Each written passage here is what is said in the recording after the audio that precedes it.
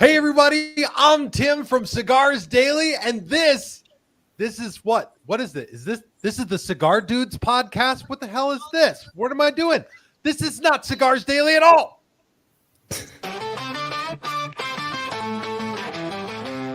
Ladies and gentlemen, it's time for the Cigar Dudes podcast with your host, the OG Cigar Dude, the Cajun Cigar Rap, Matty the Pole, the War Monkey, the Cigar Apostle, and the Cigar Godfather himself. And now, welcome to our show.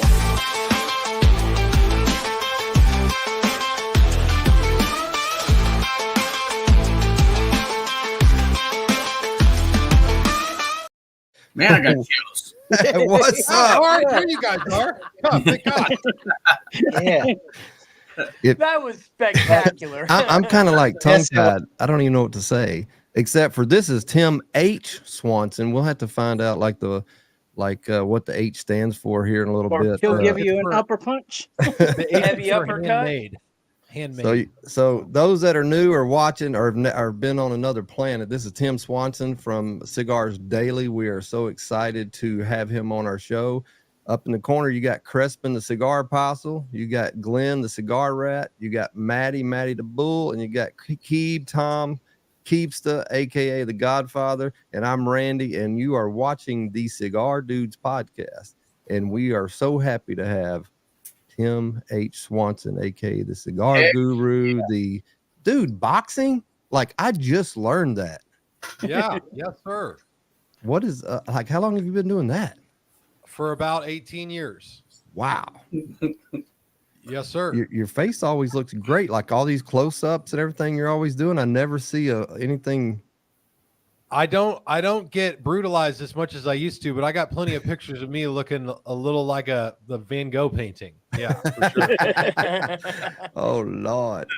It's the cigar smoke. It keeps it. Do you have a nice. record that you can Yeah. I'm an amateur fighter, so I'm not like pro fighter or anything like that. I was an amateur fighter. I have 5 wins, 2 losses, and I've been fighting over the thing is I balance like boxing is a hobby, truly is a hobby for me. It's something I love. I train way more than I fight.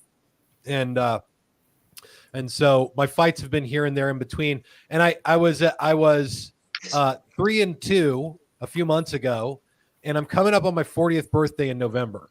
So I really wanted to get like another couple more fights in and see kind of if I got a little more chutzpah here before I turn 40. And then I'm in Masters division. My trainer calls me a geriatric fighter, and it's on me nonstop. He's like old guys like you got to watch out. You'll break in the ring.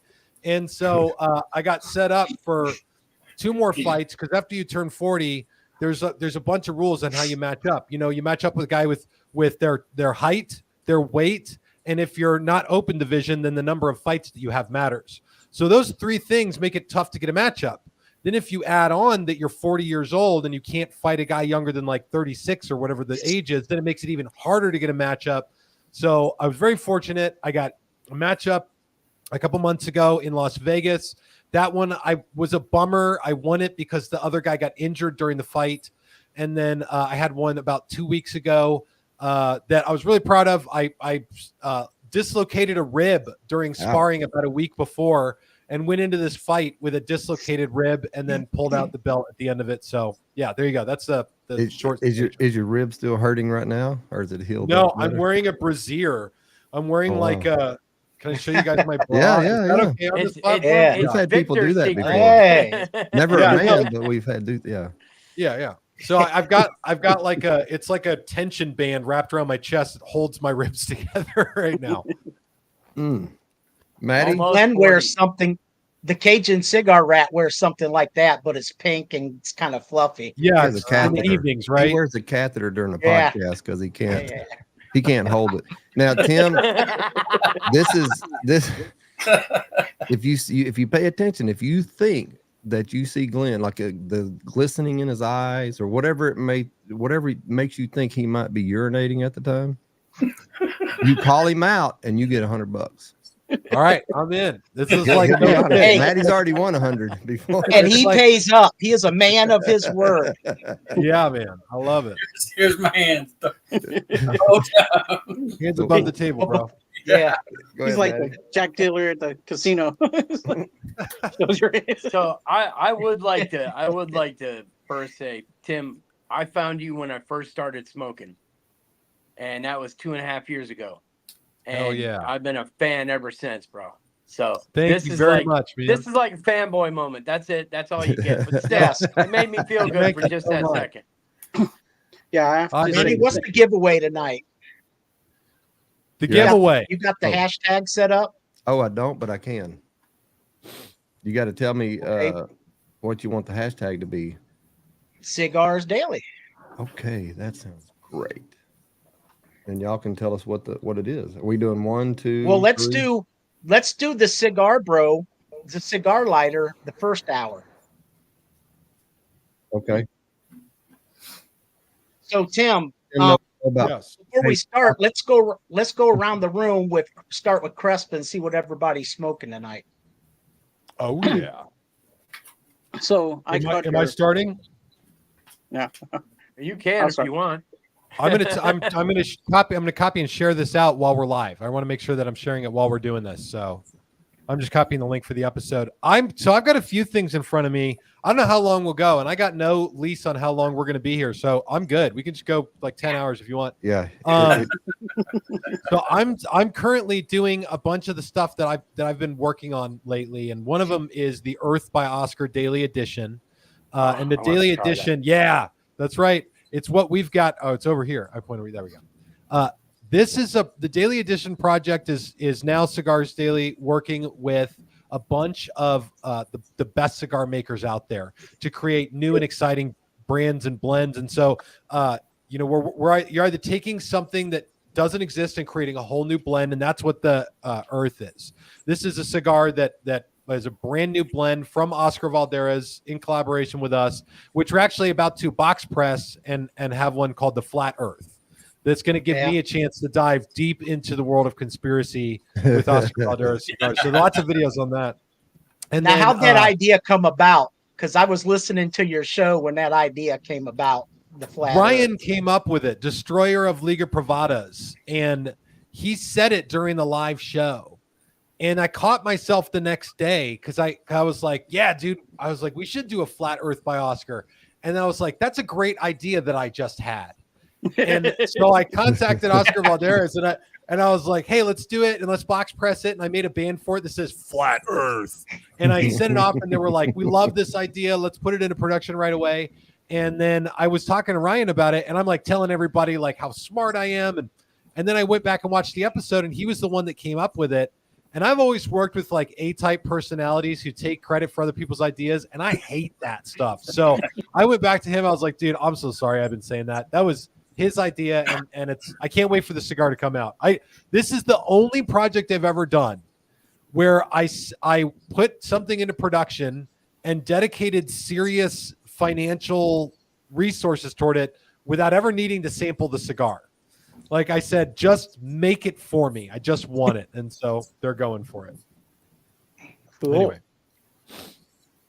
Okay, I think I got it right at the bottom. I just put several drawings tonight because I know we're doing a Cigar Bro. We got a gift certificate. What else do we have? Isn't there a Cigar Bro right there? I think Tim was gonna donate some swag, correct? Yep. I've got Sweet.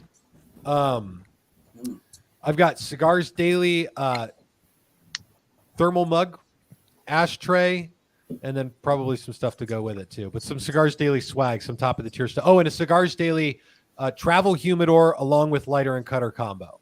Oh, Dude, wow. sweet. Yeah, can I? I want to enter this. Oh, look at Keith. This Keith's got it. Hey, Tim, this is Look, cool Al, swag Steve's- right here, bro. I've had this since the first order way back when. Yeah, dude. So let me get a couple of these things out of the way, and then we'll get into more of what Tim's about. Because, I mean, if you're like me, you love watching Cigars Daily and Cigars Daily Yes, Nation. sir. I mean, all that stuff is just all full of. So, Cigar Bro, all of us, dude, we all have these lighters. They are very cool. They are the #1 back cigar lighter 2024. It's a 3-in-1 cigar lighter with a deep V, and it also has a cigar stand. It comes with a lifetime limited warranty. If you go to cigarbro.co, that is not a typo. It is actually cigarbro.co. Use promo code CDP10 for 10% off. This is our friends over at Toro Cigar Company. If you have never been in the boutique cigar business, you have got to check these guys out. These guys have the best of the best, and they constantly are improving on the cigars they're getting. Like just when you think there's not any better, they come say they get another lineup. ToroCigarCompany.com. You can get 10% off by using the promo code Cigar Dudes. It is a veteran-owned company, and we very proudly support our veterans. One more thing, Glenn. Is your beard soft, brother? Bro, this thing is super duper soft. All right, we got one more thing from our sponsor, and we'll be right back. The Bullet Beer Company proudly sponsors the Cigar Dudes podcast. Elevate your beer game with Bullet Beer Patriot Beer products. Your beard will thank you. Get yours today at bulletbeer.com. Bulletbeer.com.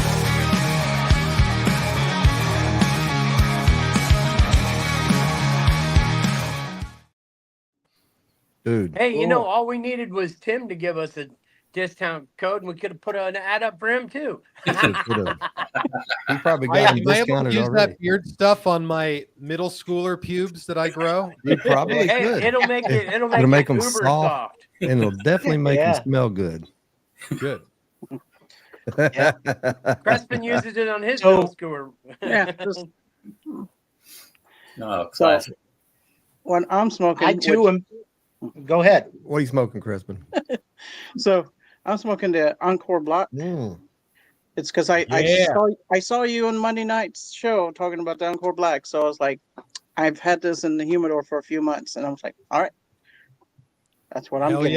yeah. That cigar has been that was really cool. I smoked that one with I think I mentioned it on the show, Ernesto Perez Carrillo III when I was in Miami last year doing the Heartland of Cigars video series, and he was so excited. He was explaining to me that his dad has been blending forever. Ernesto Perez Carrillo has been blending for 50 years. He's in the Cigar Aficionados Blender Hall of Fame.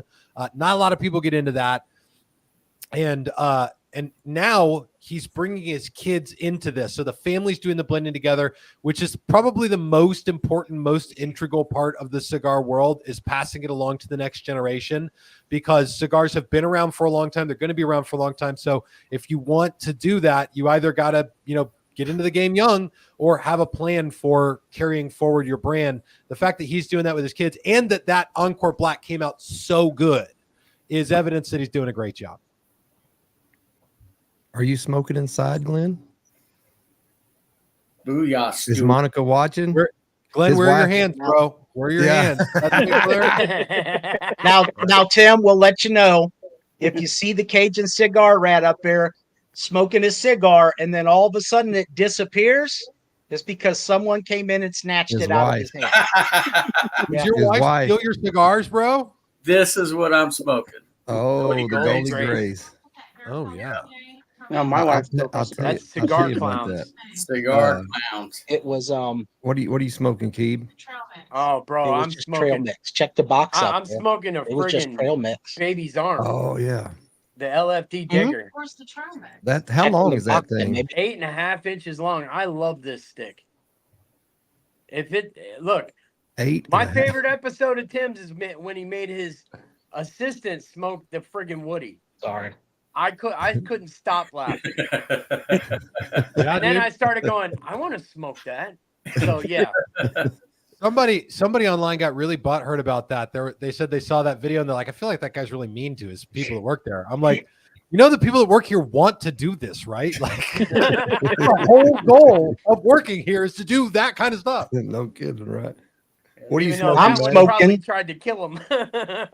I am also smoking the earth, Oh, nice. and I'm going to be a big boy tonight, and I'm going to smoke right through the band. Oh yeah. Can you, if the band is there, you can slide it right up there. I can. Yeah, I'm gonna sometimes smoke I right can. through it. They You know, put stick it. a Just go little. ahead and get it up to the heat. You're just gonna burn. You're just gonna smoke the band and everything, huh? Yeah, the Can't- band can't on get- these is made out of paper that's derived primarily from leaf. So That's Oh, cool. cool. The leaf has the same thing, right? yeah, This yeah, same thing. is a Cigar Clowns Geppetto. Hey Tim, if you're up, do you carry any boutique? I have worked with boutique brands. I don't work with them now as much as I used to, and it depends on who you really consider boutique. But yeah, I got some boutique guys in here. I would say, what is it? Is there a craft boutique or an ultra boutique? Probably, but actually, one of the owners is coming to Arizona Saturday. Be there through Thursday if you want to set up something with them. They got 4 core lines, and you will not be disappointed. And they got a great story behind the Goldie. These are Every good one of sticks. their sticks has a good story behind it. They're bangers, man. Yeah. They're out of Now, one they're out of boutique New York brand- City. I think someone stopped by from Cigars Clowns before, and I don't remember if I got to talk to him or if maybe I wasn't here or if they left samples or anything like that. But I see about him on social media, and that's a good thing for a brand to be strong on social media. Yeah, they're having a huge growth spurt right now too. So it's and I love them. And actually, you know, I'm kind of biased a little because Maddie and I are actually fixing to start repping for them. So I mean, there you go. There you go. Shameless plug. That game. I'm a fanboy of them. I mean, I really am. But anyway, I have seen you smoke a lot of the Blackbirds. Our good friends at Blackbird, Miyagi, the sales rep there. We are on Discord with him quite a bit. Nice. Also on October 3rd, we have Miyagi and Jonas on here. So Excellent, dude. Jonas is a good guy. He's a good dude. Him and I have a storied past, but he's a good guy. yeah. well, what is your story, Tim? Like, what's got you started in cigars? Like, did it just come out of nowhere? Was it it's a boy cigar? Was it one of them? What do you call them? The little tip. What were we talking about? I don't. Sweet tip cigars. Yeah, like the what do they call them in the grocery store? Black and mild. Black and Black mild. mild. Thank you. That's what I was trying to think of. I don't know. Like, I probably don't know my how long worst. you want me to jabber on, but Dude, we got a lot Please, of by all time. means, we got all night. We have fun with this. Well, I got I'm a gonna give flight. you You said the- 10 you know. hours, Tim. So I'll give you the what got me into cigars is loving cigars or in the cigar industry, because I guess that's two different things. loving cigars. Yeah. would Dude, I say wanted that. to smoke cigars from before I was of age, but I didn't because I'm a good person. But no, I was, as a kid, I was a kid going to school. My hobbies were, I was in high school. I spent my Wednesday nights going to church group with my friends. I didn't really do a whole lot of sports. I was in theater when I was in high school. All right. I got every year in high school, my high school's football coach would come up to me and be like, Swanson, are you gonna try out for the football team this year? Because I was a big guy. And I'd be like, no, coach, I'm doing theater again. And he would go, what a waste. And then he would just walk away. And so I got my varsity letter in theater. I was a member of the International Thespian Society. And then when I turned 18, I really wanted to celebrate becoming an adult. During that time, it was like a big deal. And there's only a few things you can do when you turn 18 that you weren't allowed to do before. I could buy pornography. I could buy cigarettes. I could buy cigars. And I guess from my love of film and everything like that, I'd seen a lot of dudes in movies smoking cigar. And the one that stands out to me is I've got to go back and watch it because I haven't watched it in forever. Arnold Schwarzenegger in Commando. Yeah. You guys remember the movie Commando? Yes. He's got a cigar in that movie. And I was like, dude, cigars are just a man's thing. This is just, they're like, that's the most badass manly thing a guy can do. So I was like, when I'm 18 and I'm an adult, I'm going to do that. So on my birthday, I went to a cigar shop in Tucson, Arizona. It's still down there. It's called Crescent. And they're like a cigar shop newsstand type place now. And I bought myself, I talked to the guy there. I said, first cigar, I'm turning 18. What should I get? And he pointed me toward an Ashton Robusto. And I said, that looks like a bitch cigar, sir. I said, why aren't you telling me about this much longer, more manly cigar? He said, that's called a Churchill. I'm not sure I recommend that for your first cigar. And I said, let's throw caution to the wind. I'm 18 now. So I got that. I went to a pool hall with my friends. We played some billiards, and I made myself sick to my stomach off the damn thing. And I for whatever reason, after that, I was just in love forever. Well, that just means it go completely off the rails really fast. That's great. Well, I'm going to do this again. what made you get into the industry? Like, I mean, that was just a catalyst for it, or just your? See, that was so. Yeah, it was a very, very different thing. Like, you know, I'll say this: I got into cigars because I thought it was a thing for men. Like, it was the Oh yeah, it was the alpha thing to do. yeah. But being in cigars, I've learned that it's not about that. It's about this. It's about what we're doing right now. It's about community. It's about hanging out. And this is something that, just like you said, Cajun up there, his wife's going to come in and just steal his cigars because there's this she was looking at him naturally right growing there. segment of the cigar smoking world where guys and their wives or girlfriends are smoking together. And there's lots of lady cigar smokers now, which I think is great. Absolutely. So I really appreciated learning from that. But for years, I smoked cigars just playing poker games with the boys. And for me, it was like, I can do this. And it like a couple cigars, a couple bundled cigars and a 6-pack of beer and a $5 buy-in at poker. It's cheaper than going to a movie. And I always have more fun. And so I come back and I did this for a long time. And then I fell in love with it to the point where, oops, I don't know what's turning off here. Hold on a sec. Yeah, you got a power outage out there in Arizona. That's what happens when you don't have your crew with you, huh? That's right. That's exactly right.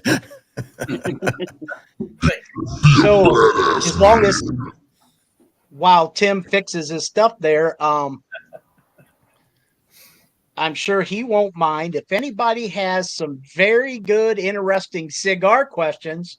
We'll post them on screen and let Tim read them. Just like he in always one of does. his 1,001 many voices he has. My camera shut off and turned back on, which has never happened before. So maybe I need to buy a new camera. Maybe you need to get one of your crew members there. That's what it is. I probably need to call Terrence in here or something. He'll bring his root beer in and he'll splash on the camera. So I got into the industry when I was getting out of church ministry. So I did church ministry for a long time. I planted a church with another pastor, a guy that eventually got into cigars along with me. And we were church planting. It wasn't going well. The church was going to just go under. It was obvious. Everybody could tell. I could definitely tell. And so I got a part-time job to try to cover the bills. I was in church ministry. I went like 2 months without a paycheck. And I had a wife and 3 kids at the time. And so I got a job at a boxing gym training, doing fitness classes for soccer mommies and working with other fighters. And then I got a job at a cigar shop just as a clerk. And this is now a story that I probably will be telling on my personal vlog channel because this story it's more than I could ever fully lay out here. I've talked about it very little bit, but I got into one of the craziest situations ever in my life. I started out as a clerk at this cigar company, and because of a bunch of crazy, insane things that I'm not sure you believe if I told you, I went from one day being the clerk at this cigar company. There was a chain of 6 brick and mortar shops with an online presence as well. One day the clerk, the next day operations manager for the whole company. Wow. And was doing all the ordering and running the website and responsible for all of the marketing and just basically in charge of running everything the company did, even though went to college to be a bass player and knew nothing about the internet or business or cigars or anything, running a website. I didn't know anything about it. So I spent a couple years there doing like drinking from the fire hose. I think that's like a movie that I seen where the guy runs in, he's trying to tell the guy, okay, here's the keys, here's this is what you do, and he's packing up real in a hurry, and he leaves the country. Like, yes, he leaves the that's country because the business is underwater or something. Same company, I think, probably, because that place was an absolute mess. We could do a whole podcast just talking about that. So after I put the story out on my vlog channel, maybe I'll come back. But you guys, I did that. That was my first foray in like social media stuff. It was called the TNT Cigar Review, and then eventually it became called the Tim and Bradley Cigar Review, and did that for a couple years. And Bradley then, Reed. yes, Bradley Reed, who sadly passed away. I'm sure you guys have heard. Yeah. And then after like 2 years of that, I realized that was not a good place to be. It wasn't going anywhere in the right direction. The company was so unhealthy. It was going to likely go under no matter what anyone did there. And so I left, but I really made huge strides at TNT in sort of revitalizing and healing the business from years of sickness that it had in it. And so my father-in-law, who's watching all of this, grabbed me for lunch. And after I told my wife I was going to quit, my wife, I said, I got to get out of here. I got to go do something. And she said, talk to my dad first. And he pitched Cigars Daily to me. He was like, how about we be business partners? At that time, he had been in business for himself for 4 decades. He had built and sold several companies and just the sharpest business mind I've personally ever known. And he's told me at that lunch, he said, Tim, he said, I'm 70 years old. I've learned a lot. I've got no one to leave it to, all my knowledge that I've gained. And he said, if I invest in you, then I can invest in my daughter and my grandchildren at the same time. It's a win-win. He said, and I've watched you while you're over there at TNT. He's like, you got something going on. He's like, you figured it out. And so he asked me, he said, do you think you could do all that internet cigar crap again if you had to? And I said, yeah, I think I could. And he's like, do it with me. We'll be 50-50 partners. And that was like, that was 2018, November of 2018. So, wow. Dang, son. 7 years ago now. And here you are now. And kicking it and killing it. And your just camera like the just light. shut off and rebooted again. But that's what happens when we try to do something great, right? Everything comes in, that's some kind of gremlin in the system. I heard you talking about playing, you can still hear us, right? Oh, it says battery exhausted. That's what you forgot to plug it up, Tim. That might be why. Plugged into a power strip. So you went to college to play bass, like not bass guitar. I'm saying like what did you go to college? I mean, you went to what's the bass thing? I'm looking at it because I'm a musician too. But I'm probably not the classical. Maybe that's classical musician. He may not be hearing you right now. That's fine. We'll get him back. What's up, hey, Memento? Everyone? Don't forget to comment #Cigars Daily to have a chance of one of these fantastic prizes we have to give away tonight. We got a Cigar Bro lighter. Booyah. Go ahead. Tell them about it. We got Cigar Bro lighter. Got a very deep V cut. It has the deepest V cut. Yeah. Durable. And if you don't limited. If you don't win it, you can always go to cigarbro.co and buy one using the promo code CDP10 for 10% off. And you can go to our buddies. I'm talking about not just our buddies. These are our friends. We pretty much talk to them on a daily basis. Go to torocigarcompany.com, get 10% off using the promo code Cigar Dudes. Excellent cigars. You can blame me if you don't like it, but I guarantee you're going to like it. If you don't like it, you can always send them to me. Yeah. We'll send them. Go ahead. If my camera keeps screwing up like that, I'm going to have to keep going. It's never done that before. And so we're good with it. Hey, this is, we do a show called Half-Assed Sunday. So we know how things go. We get off the rails sometimes really bad. We've been getting off the rails on our regular shows. But it's been great, man. It's been fun. I saw a question up here. I was just going to see. Oh, Tom said, I'll let Tim read that if he can. Tom Gee says, does Cigars Daily carry any 770 or bigger cigars? He meant cigars, bigger cigars. Can cigars. And he's kind of close to his voice too, which is kind of funny. I picture can gars being like a can of cigars that you'll use a can opener to open it, and all the cigars are in liquid like little Vienna sausages. Like you're looking there, and you're like, oh, I better drain these before I. There. Yeah. What's up, Clint? Hey, Clint. Oh, I can answer that one real quick before we get to Memento cigars. Yeah, I have some. Aganorsa's 10 by 100, of course. I haven't tried that. There's plenty of Asylum Schizos, the 770, the 8x80, the Ogre in the 770, the Asylum 13 Corojo. So yeah, there's a few of them at least. Oscar Valderas makes a cigar called the Woody, which is the one we were just talking about. It's the one that we've smoked here. Terrence has smoked it a couple of times. And those have been on back order forever. Terrence wants to take the Woody and box press it and call it the 2x4.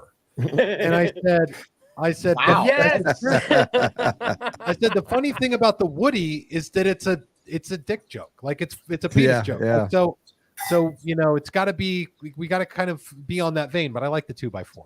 Hey, Hacksaw Dugan he's going all over the country trying to, do some stuff, probably stay legit and keep, get some money here and there. He might be willing to do something with you. He carried around the 2x4 all the time. Oh, yeah, get him. I mean, Hulk Hogan's doing the American beer. I mean, Dugan could do something too. So why not? We did have Terrence Riley on here about a month and a half ago. Terrence is a great guy. Yeah, he is. Yeah.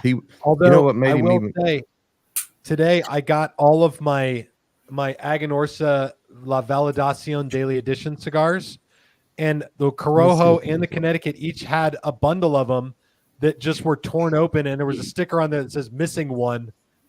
And I called him. I was like, dude, did you take one of each of my cigars? He's like, yeah, absolutely, I did. They got here, and I just sampled them for myself. So. If we left it just like this, we could just pop up, just pop up comment. There you go. And then it'd just be the Cigar Daily, Cigar Dudes Cigar podcast Dudes Daily. Oh, here we go. So what came first, the American Viking or a daily edition? American Viking for sure. When what's the weirdest tobacco G sticks? What's the weirdest shaped figurado that you carry? So figurado, is a term that obviously just means anything that's not anything where the ring gauge changes, right? So technically Plasencia's 6-toe, the 6-sided cigar, is not a figurado. It's a parejo.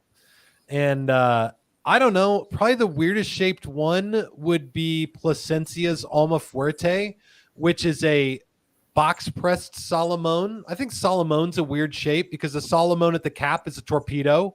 At the bottom, it's basically a figurado, and it tapers off to that little nipple at the end. But usually those are round when you find a Salomon. And Salomon, by the way, Salomon size, interestingly enough, comes from not from Latin America. The size was created by a cigar shop owner in Dusseldorf, Germany. Like it's like a total offshoot for cigar size thing. Anyway, there you go.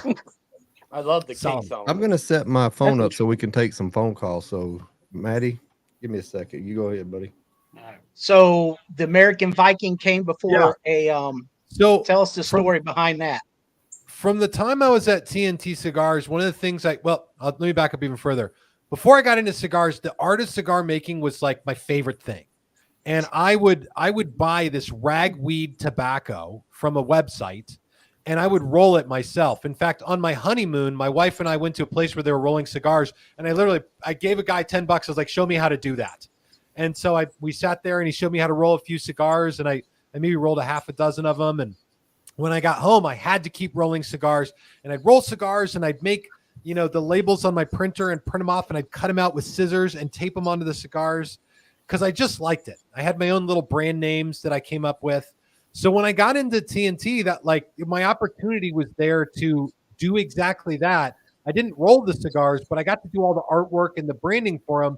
And basically what we did at TNT is we would just take a brick bundle of unbanded cigars, and I would make a name and a label and a sticker, we'd slap it on there and call it something.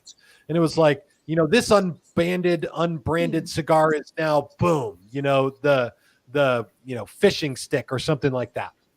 Rain Jammo or some other brand. And then when I got into Cigars Daily, what I noticed is that, followers online really liked that stuff. They liked the brands they could associate with, that I could make videos about, joke about. It was like sort of part of the culture, right? Part of the minutia of being a follower of that channel. So at Cigars Daily, I started making our own brand. So the originals, they were, it's called Cigars Daily Exclusives at the time. was the Box Press Rebellion and the Liga Zebra and the Obrigado and a lot of these ones that we've made now. And then I went to Jim and I was like, ultimately we should really put these under kind of one umbrella. And instead of just having Cigars Daily exclusive, let's have our own actual brand. And that's when we came up with American Viking, which actually came out of a big like trade name dispute, like a big legal thing that we almost got sued. And thankfully we didn't. And but that's where American Viking came from. That's cool. Memento cigars. God dang it! Camera again. Damn it all to hell. We're gonna come back to Memento while he fixes that. Hey man, we're used to, like I said, we're used to that. It's not that big a deal. We're used to dysfunction. Hey, we got our live call-in line up 430-800-5090. We'll get you on the air. Hopefully I can remember how to do it. I think I've got it set up. Give us a few minutes. I mean, on that one. If you want to try to call in and we'll get you on a live for your questions for Tim or anybody else or Cajun's wife, because she's in that other room watching on Facebook probably. And she's probably, how much that cigar you got? Are you going to smoke another one after that? Listen, Me? Yeah. He's good to smoke one. Don't push it. Yeah. All right, so here you go. Now Okay, we Tim, know this. you got to read this in an astute voice. Memento cigar. Perfect. What's the most interesting thing you've learned from someone in the cigar industry? I like how he's winking there in the picture It's an too. older In clip, cigar but you did it pretty good. Man, the most interesting thing I've learned. I'll give you 3 lessons. All right. Let's do this. Let's play 2 truths and a lie. Uh-oh. I'm going to tell you 2 real lessons I've learned in the cigar industry. And one of them is something that I didn't really learn in the cigar industry. So that's the lie. It can be a real lesson, but it's not something I learned in the cigar industry. All right. Cool.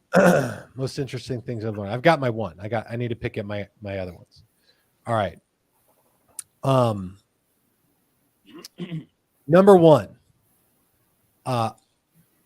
When the tobacco heats up or it becomes very moist, it begins off-gassing ammonia. And so you have to reduce temperature and you have to reduce humidity to stop that off-gassing. Increasing it again can begin the off-gassing once more. Interesting to learn. Mm-hmm. Number 2, don't hire someone to kill your wife or ex-wife. Number 3, always roll counterclockwise. 2 truths and a lie. Which one do you think it is? That's Definitely number gonna 2. say number 2. Number Yeah. 2 is probably definitely you should not do that. Number 3 sounds accurate. So just so you guys know, always roll counterclockwise is not true. That's not a rule. That's not something that you do. That's the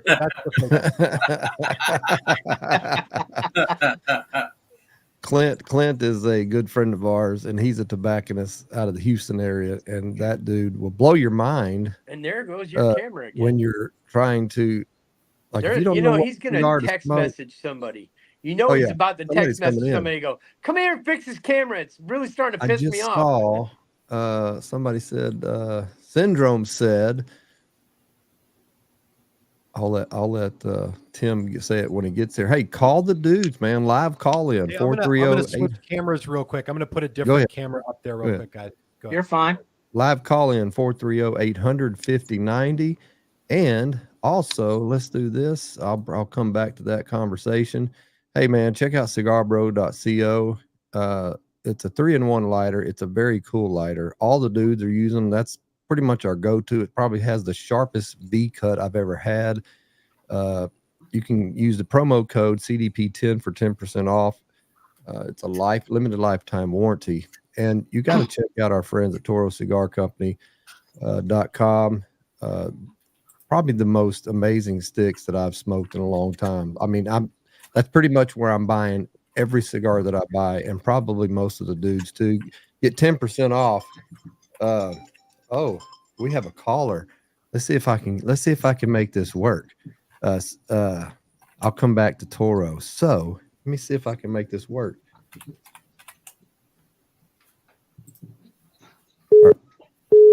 Are you on the line? Hey, what's going on, y'all? All right. Oh my God, it worked first time. What's up, Clint? What's up? What is up, man?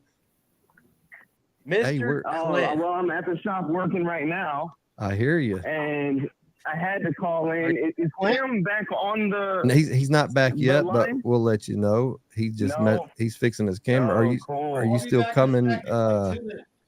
Are you still coming back? Are you coming tomorrow and Saturday? Yes, I am. Awesome, dude. We're gonna smoke some sticks. I'm more excited than I was before we started the don't podcast. know, Yeah, because Cigar Dudes are going to be together in one place at Cigars International in Conroe, Texas tomorrow. Let's say around 10 a.m. till who knows when. be in So Conroe. till And we then decide to Saturday, leave. we're gonna be at the Black Pearl headquarters on Saturday. Black Pearl Cigar Company, the newest brand you And don't then we'll even be know doing a about podcast yet. from there. Oh, I'll yeah. tell Yeah. you what, this Will there be merch? Is that this my hat? Earth, Is that my this hat? Earth Yeah. by Oscar is phenomenal. Did And you my palate's, yeah, I'm smoking the band right now. My You know when you palate's taste it? been off. No, I get a little floral. When I started getting into the band, I smell a little floral, I was telling Jake, and that Jake gets in here, I was telling him this morning how my palate's been off, and it's not off anymore. This is a quality stick right here. Is that the stick that's resetting your palate like the dissident plasmatic does me? I do believe so, because It's my odd. palate needs reset before tomorrow. Well, it's odd how that, like a stick will do that. Like you can go to that one something in that stick, or what is that? What do you know? What it's like? What is the wrapper and stuff? Do you know? I'm not sure. We'll have him Oh, explain it. I read up on that stick, and I'm like, I must order one of those. All right, you there, Or five. Clint? Okay, Tim, you're back. Clint, are you Yeah, This still is I'm a here. different camera now. I put a completely different camera on. I look like Oh. 10 years older. All right. What are we doing? What's up, Tim? Wait, hold What's on. happening, Here, Kent? Look, I got you, bro. We're together now. So we got Clint on the line. Yes, welcome back, Tim. Clint, Tim, what's I up? just want to say, dude, you have been such a motivation for me in this industry. I've been following you since the TNT days when you were with Bradley, Yeah, bro. and I ended up following you, and I followed Bradley. Rest in peace to Bradley. Yep. But yeah, you've been such a huge encouragement. You've taught me so much that I haven't learned by working in the shop, and I've learned a lot working in the shop as well. But man, you've been a huge encouragement, and I know that you're a genuine guy because I actually reached out to you on Facebook years ago when I did a review of the Plasencia Alma Fuerte Claro, and because I wanted to use a clip from one of your live streams that you had with Nestor, and you were gracious enough to write me back, and I'm so appreciative of that. Like that meant the world to me. You have no clue because you've been a mentor to me without even knowing me. So thank you so much for that, Tim. I do have a question for you. Yeah. And the question I have is, can you explain exactly how cigar transitions occur? Are there multiple different factors that will cause these transitions in cigars as far as flavor profile transitions? I guess he didn't no, want he's to. walking away. No. Oh, he's gonna. Oh, hold up. He got some. He got some. So what do you call them? Some props. Thank you. Yes, he's got some. All right. So this probably won't go well because these are probably not humidified to the point that they need to be. But a tobacco leaf, these are actually binder leaves, but a tobacco leaf is about this size, right? And when you work with tobacco leaves, they typically frog leg them. So when they frog leg the filler leaves, which they don't do with the binder leaves, they typically look about like this. Okay, that's what your typical filler leaf looks like. I'm going to go ahead and give myself another one here so that I can do a proper demonstration. So let's go ahead and frog leg these out. You guys still there? Yes. Yes, Yeah, yes, we're- sir. We're watching. I get lonely intently. if I'm alone for too long. So, Okay. all right. well, So we don't get frog lonely. leg 2 of these out. And oftentimes they'll leave this central vein into the actual leaf. But this is basically it. And there's different types of filler leaves. You got Viso, Seco, Ligero, and there's other ones they don't use as much. Viso, Seco, and Ligero are the 3 main ones. Seco grows lower on the plant, Viso above that, Ligero near the top, and there's another one called Mata above.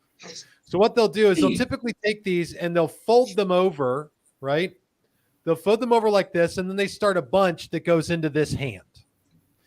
And so they've got every blend that you're going to see is going to have a specific way that these leaves are bunched. They bunch it with the Ligero leaf in the middle, okay, because that's the slowest burning leaf. So they bunch it in the middle for combustion, and they sort of stack the other leaves around it. And the roller can tell what the ring gauge is going to be basically by the feel of their hand. Oh, cool. Then once they've got the whole blend together of filler leaves right here, before they roll it up into the binder, what they're going to do is take this in the middle. They're going to tear it apart like this. And then the 2 central parts go end on end with the tip. So there's a tip here and there's a tip here. And then there's the middle parts here. So they're going to go tip to middle like this. Now the goal here is you're creating even consistency and filler for your cigar. But the other thing they'll do is they'll be tearing stuff off the whole time, and they'll kind of like, they'll tear it and they'll make it just right. And then they'll feel it. Now, this is a really critical thing. When you are rolling cigars, you get a really good feel of how this thing is filled out with your hand. How consistent is this bunch right here? And oftentimes what they'll do is they'll take this filler that has been torn off at certain points, and they'll literally pat it back into the cigar. Okay. Pat it back into the cigar here, pat it back into the cigar here. And then you've got the filler, and this filler is ready to be rolled up into a binder leaf to go off to the press. Now, there's a couple of things to know specifically about transitions. Number one, the tips of these leaves are here and they're back here.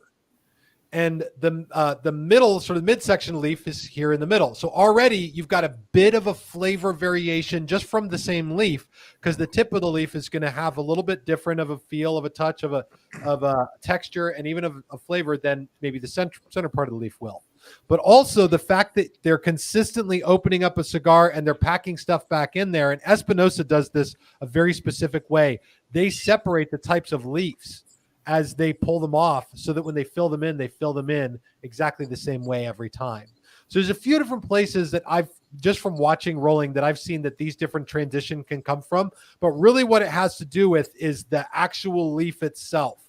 The types of leaf that are in that blend, the sort of combination of mixture of leaves as you smoke through the blend, but also the tip of the leaf versus the middle. Man, I've really made a mess. Is that helpful? Is the leaf wet? This one isn't. No, this one sits in my humidor at about 65 degrees behind me. I'm just amazed that it didn't like completely unravel as I did this. Do they keep the leaves wet? I don't know if they specifically get them wet. Here's the problem. A dried leaf will crack, and you can't have them cracking like potato chips or something like that while you're trying to roll them. So you've got to make sure they're pliable. But there is also the sense where they'll off gas the leaves, or that while the leaves are off gassing, they'll rest them after they've been rolled. So the problem with the question, are they wet, is a variable term. There's different degrees of wetness. Are the leaves wetter than they're rolling them than they are when you smoke them? Yes, they are. I'm sure they're moist, right? Like, I'm just moist. Moist is the word. I think we lost Clint, but I think he's probably working and had to go. He'll probably pop on. Dude, come in. He was damn customers. Yeah, dude, that's actually very informative. I love that. Here's somebody giving you props. the Texas Cigar Society. Tim has been the person that most have watched, and the reason why most of us have given this cigar social media a try. So from all of us in the cigar community, thank you, Tim. Thank you very much. Thank you, Tim. We love it when you talk about moist stuff. All right. Yeah, Tom says more. Now you gotta watch Tom. Tom's one of them dirty old men. Yeah, don't get Tom started. Yeah, that's what happens when you smoke can gars. Clint said, hey, yep, customer came in and thanks, brother. He'll probably pop on. Tim. Yeah, you're welcome. If anybody wants to call in, let me know and I'll pop the number back up there. Yeah, I have more tobacco. I'm always happy to rip up some tobacco. Dude, that was actually, I should probably roll this up in something that's. This is actually smoke it. That'd be even better. This is barrel aged binder leaf. It's Habano binder leaf from Honduras. I did a series on how to barrel age tobacco, and I used this barrel back here that's behind me. This is a bourbon barrel from a local distillery called Oso Distillery, and it was like a level 3 charred barrel, and I got a bunch of tobacco from Justin Andrews and spent 6 months barrel aging all this leaf inside the barrel. And then when I was done with it, Billy from Cigars Daily Live turned it into a wine or into a whiskey cabinet for me for the set. Cool. That is sweet. Let's see what else. You might have just created the next cigar for the American Viking series right there on your desk. Yeah, that's right. Yeah. Cigar Mike 757 Cigar Mike he's one of the owners of Toro, and he's a really great friend of ours and a vet, and most all them guys associated with that cup, all of them, and most of the people that hang around in our groups and stuff was first responder type people, and we have a great time. But he was just he's giving you a little bit of a hard time. Let's see if you can do his voice just to see. You can probably see a little bit of his picture there. I'm looking at his picture, and so I picture Cigar Mike just being like this. I'm Cigar Mike. Things I learned from the Cigar Dudes podcast. Charge your camera battery before the show. Is that wait? I know it's typo, but Courage it gently before the show. Moistly and gently courage it. I'll say that camera actually has a continuous battery supply. I think that it's actually breaking. I think it's going out. That's not a good thing. It was a good time to find it before it was one of your episodes. Right. Yeah, better your show than mine, right? Yeah. Here we go. Man, Here's this is probably Eddie from Cigar Bro. Cigar Bro. Bro, Tim, do you have a favorite cigar accessory? Cutter or lighter, bro? How quickly can we get you to switch to a Cigar Bro lighter, man? Come on, fire emoji. You should send him one first, right? I think Eddie would for sure send you one to try. Dude, I was on your website looking at your stuff, man. It looks like you got a cool, well thought out for me, accessories are tough. And certainly don't want it to mean what anyone does, but I just have to have a colossal assortment of stuff. And when you get into the retail world of cigars, Cigar Bro seems to very clearly be this is the breakthrough accessory. We wanted to have, the Cigar Bro, cutter with the V cut and the pull out cut and the lighter with the 3 torch and the cigar rest built into it on the side. Yeah. It's got the V cut. That's got the lighter in it, right? Yes. Oh yeah. Yes. It's the all-in-one solution. And there's so much out there right now. It's a really super saturated market. And I go through so many just cheap lighters. Yeah. The cheap, I don't even think I have one on my desk. These cheap things here that you basically are giveaways. You expect to get one for free when you buy a 5-pack of cigars or something like that. I go through a ton of these, and I've just got to have a huge assortment on hand. And at this point, we're very fortunate. Cigars Daily gets to work with a bunch of accessory brands, and we get amazing deals on them, which I expect because I expect to be able to pass along amazing deals to the people who follow Cigars Daily. So I'd love to chat with you, though. I can plug them. We've had ours for about 3 weeks. I'm a lighter geek, and if I was to show you and I'm sure most of us are, I look like a meth head. Like all the lighters and the cutters and all those things I have over here. but I always pick this one up, and I don't know if it's the weight. It just has that. It looks to me, it looks like it was built for the military, or you know what I mean, kind of like that. It's just that well built, and it lights every time. I'm a fan of it, but I will say this. As somebody I've always got more accessories around me than I know what to do with, just like you guys. The table's always filled with them. They're just everywhere.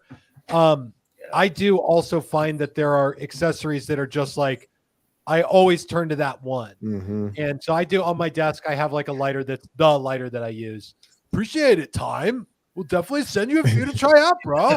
Thanks, God, bro. Appreciate it, bro. You blew it, Eddie. His name is Tim. Time. No. Not Tim E. His iPhone probably went, I'm going to add an E. I've been accused of being Time before. Don't worry. Oh, yeah. Look, Oh, where'd it go? Yeah. Oh, yeah. That was already up there. My bad. So when did you decide to start adding the social media side to your business? Pretty close on the voice, though, bro. The social media side. How do I say this without getting us all canceled? That was at TNT. That was at TNT. So, and honest to God, here's the truth. When I was at TNT, I was in charge of running their website, and they were like, basically told me like, you have to make this website profitable, and it wasn't at the time.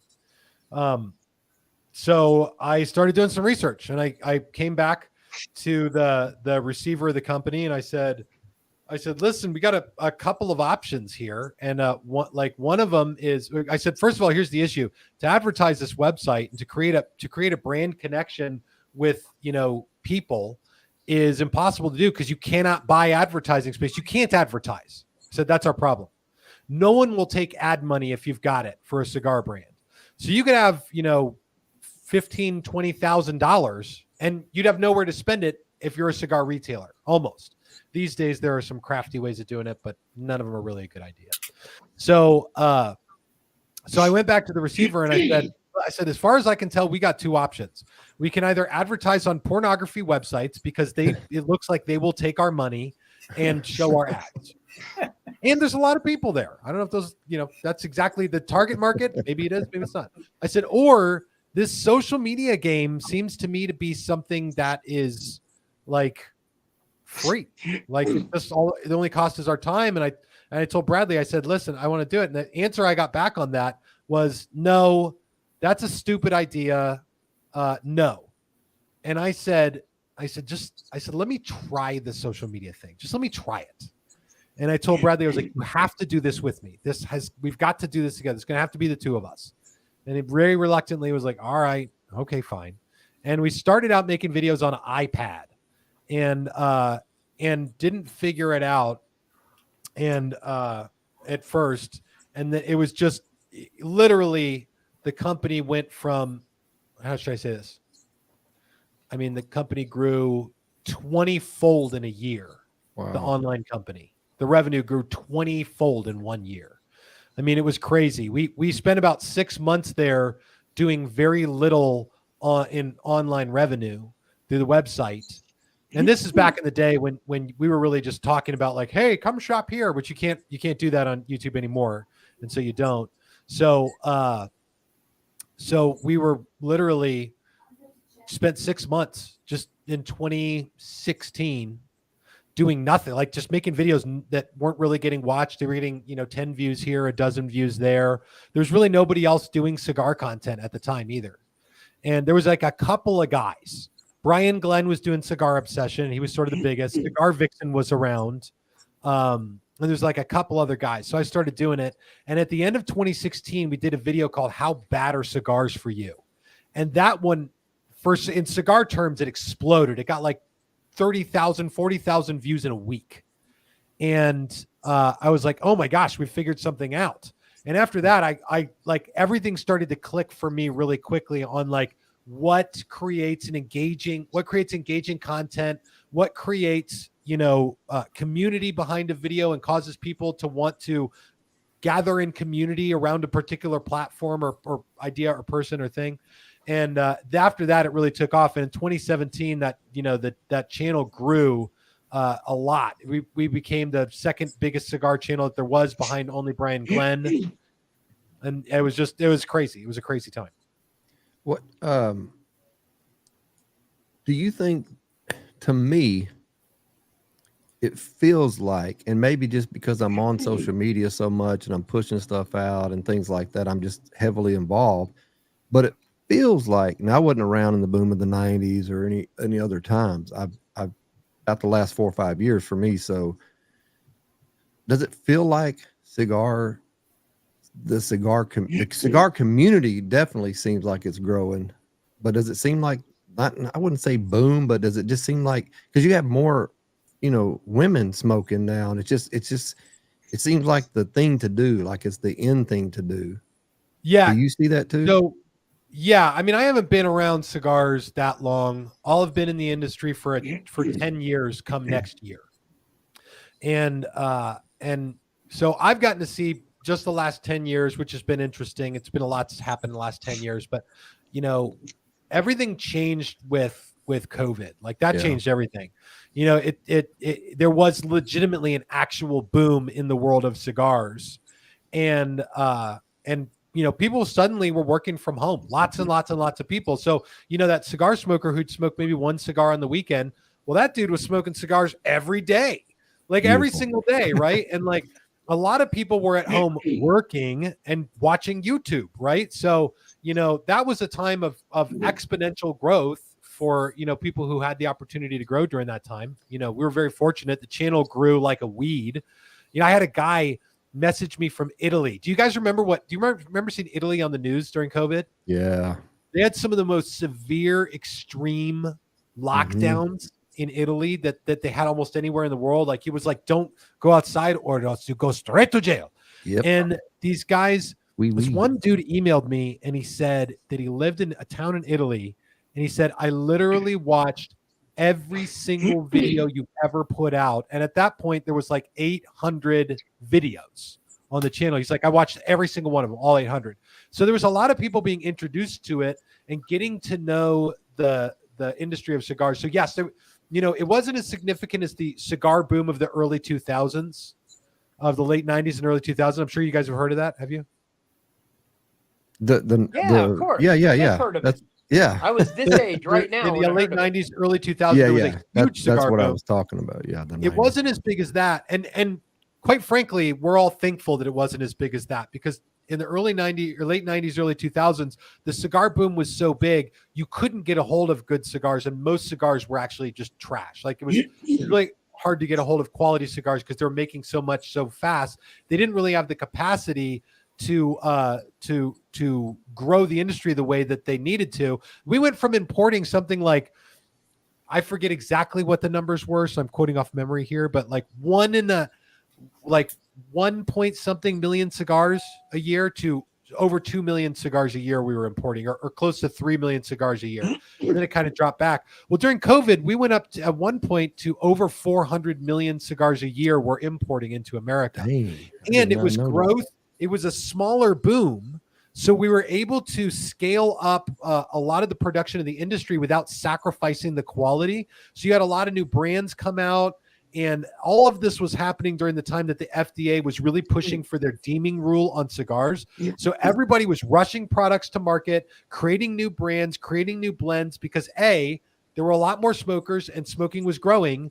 And also there was this sense that at some point the door was going to close on that, and regulatory agencies were going to shut off the ability to create new cigar blends. And so there was, like, for cigar makers, it was 2020 to 2023 was just crazy. I mean, it was a crazy, crazy time. Can you explain the deeming rule a little bit? Yeah. This is, so just so you know, I get a little moist when you talk about that, because it gets me, I get so hot. We like you got to watch around Cajun here. up there. We're okay with moist. I get strangely excited about cigar legislation. I literally have a recently drafted cigar bill sitting on my desk right now that I was reading through and like highlighting the other day. I'm going to make a video about it. But sweet. So in 2016, the FDA announced their deeming rule on cigars, which essentially said we need to do all this cigar regulation. And we should have done it a long time ago. We're going to go ahead and do it now. And so here's what it is. Cigar packaging has to have 30% warning labels on the top and front of the box. We're going to get rid of flavored cigars, which they still will very likely do. And then one of the ones was the testing of it's called pre-market approval. Okay. This is something that where the FDA basically says, we're going to put out a bunch of testing that a new cigar blend has to pass through in order to get to the market. And the reason that they wanted to do this is because they had previously done it with cigarettes. Well, also, since they've done it with cigarettes, there really haven't been new cigarette companies that have come out because the testing is hundreds of thousands of dollars. And they were talking about testing for a premium cigar that could be up to $200,000 for testing for this size of this blend, and another $200,000 if I want to do a Robusto or a Churchill. So in the cigar world, that is so far beyond prohibitive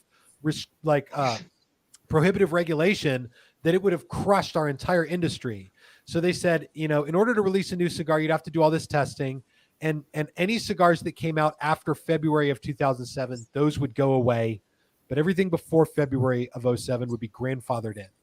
So there was a period of basically 2017 till 2022-ish where cigar brands were working to submit, ingredient listings to the FDA and like everything they were going to need for this pre-market approval. I know about this because I personally did it for American Viking. Mm-hmm. Like we could have hired a lawyer to do it, and that would have cost thousands and thousands of dollars. And I said, screw this. I just did it myself. And it was easy to do because cigars only have 2 ingredients. They're black air cured tobacco and Burmacol. Like it's like cigar glue and leaves. That's all there is. But ultimately what came of all of this and how it all tapered out before I ramble on for a million years is a judge came out. I think it was just last year, an appeals judge called Judge Mehta, which is an Obama appointed judge in an appeals court, came out and went to the FDA and looked at their regulation process and determined that what they did was wrong because in order for the FDA to enact new rules, they have to follow a path to do it. And one of the things along that path is a commenting period where they take comments from, anti-tobacco agencies and pro-tobacco agencies. And they're supposed to listen to those comments. So Cigar Rights of America and the Premium Cigar Association and Cigar Association of America should have had the opportunity to go to the FDA and say, hey, like, this is not the same as cigarettes. And, usage is different than cigarettes. And, the health risk imposed is different. And this is a boutique industry. And only 1% of people do this. And all the things that make cigars very different, and say regulation should be different. But the FDA ignored all of that commenting period and basically said, we're going to impose these rules on cigars because that's what we did with cigarettes, and we're just going to do it to cigars too. And so the judge said, yeah, you're not going to do that. And he threw out the deeming rule, and there was much rejoicing throughout the land of cigars. And now today, cigar makers can create new blends just like they were able to back in 2015, 2016. Yeah, dude, that's awesome. These freaking these comments are killing me over here. Oh, I got I got a solid half chub right now. And then then you can oh. So you've been in kind of a battle at certain times with several social media sites, correctly? Is that correct? I know you've talked about it a little bit where you got away where you guys don't smoke your cigars on camera and stuff like that. Yeah.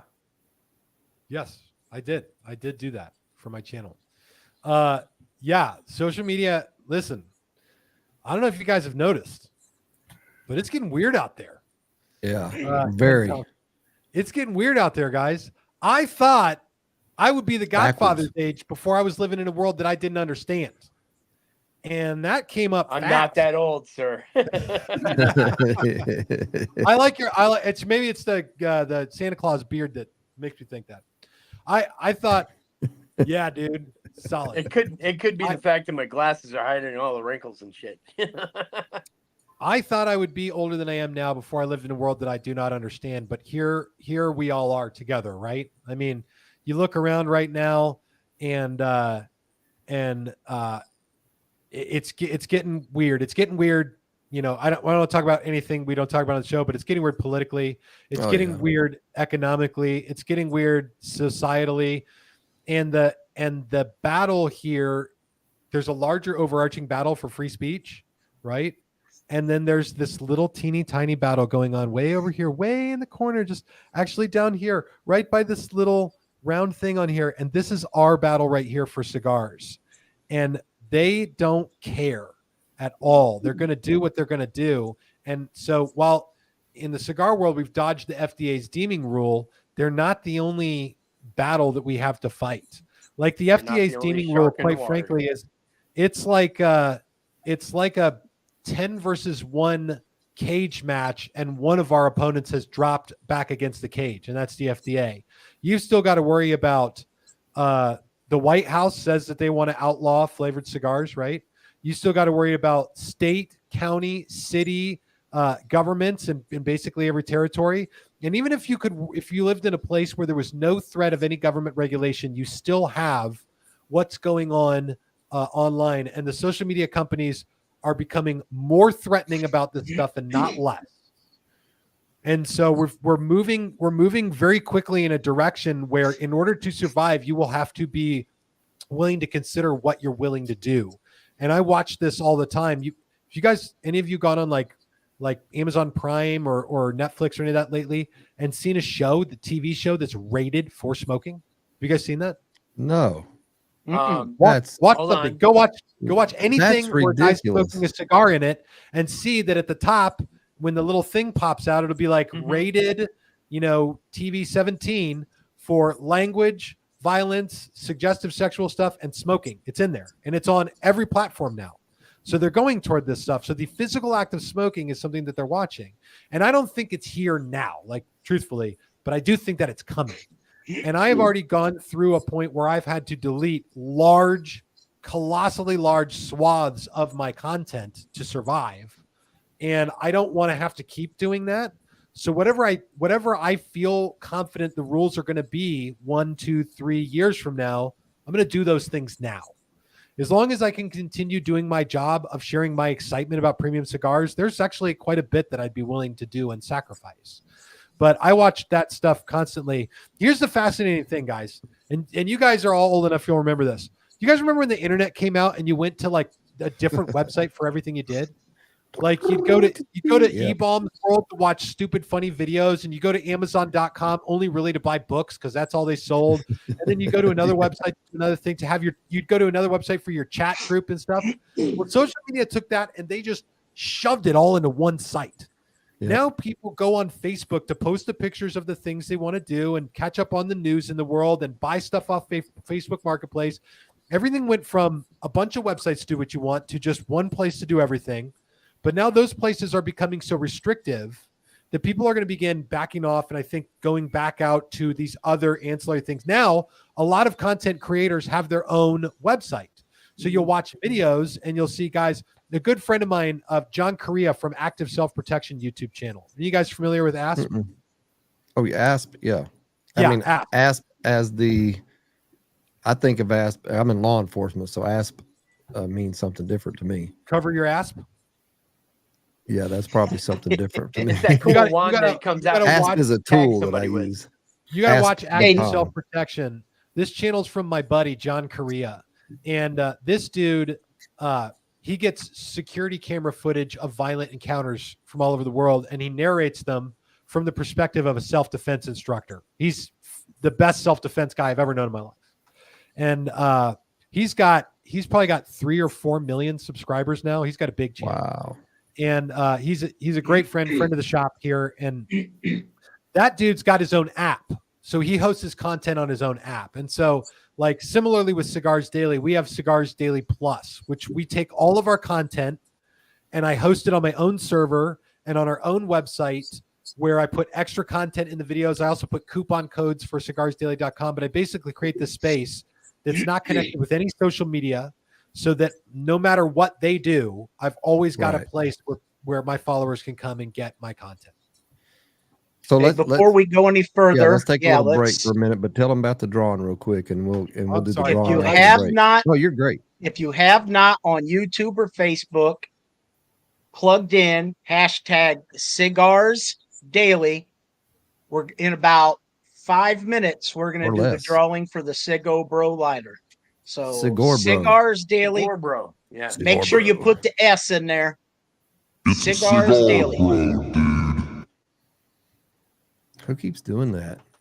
So y'all understand, hashtag Cigars Daily through Facebook or YouTube. Make sure you get that in. We're going to do the drawing. There's more watching than what we have in the entries, so please do that. We'll be right back after this message.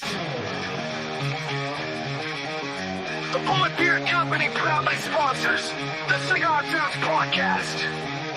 Elevate your beer game with Bullet Beer Patriot Beer products. Your beard will thank you. Get yours today at bulletbeer.com. Bulletbeer.com.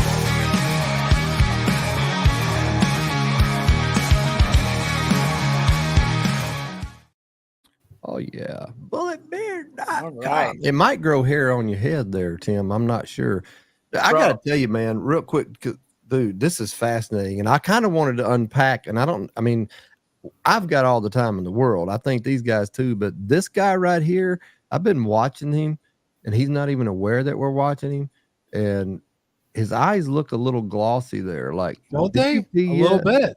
No, yeah, just a little bit. You didn't take your melatonin, did you? I did not. It's early, man.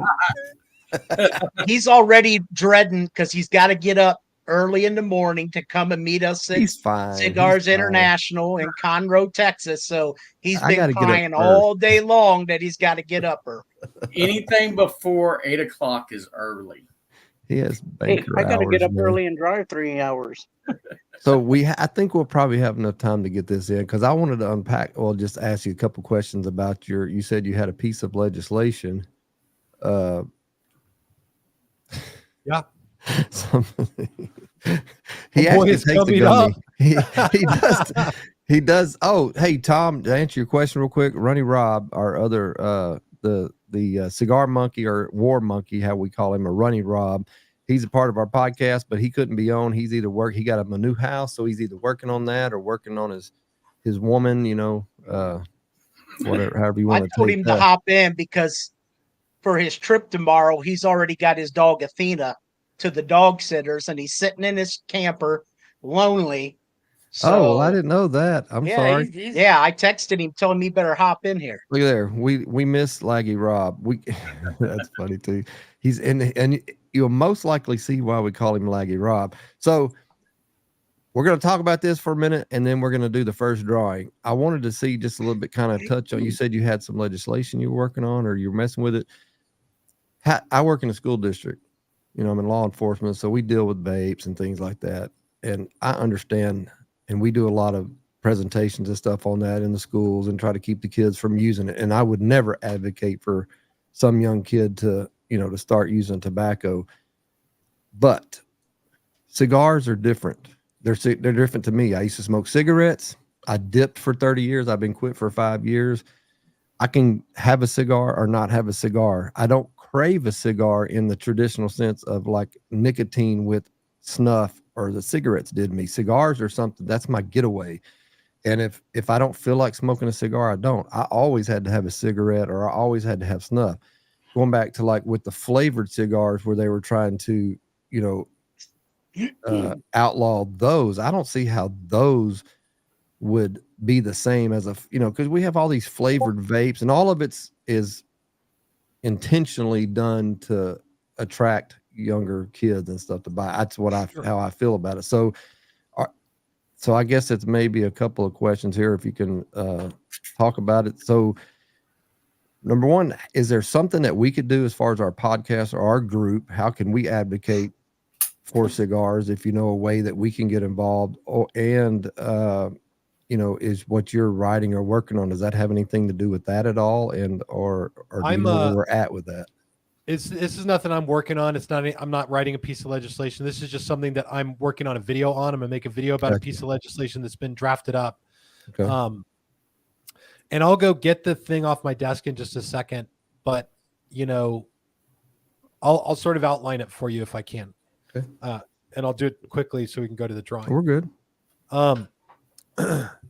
So if you were to ask, 5 years ago, take 200 or 1,000 young people and ask them, and somebody actually did this. There was a study that asked young people, are you switching from cigarettes to cigars?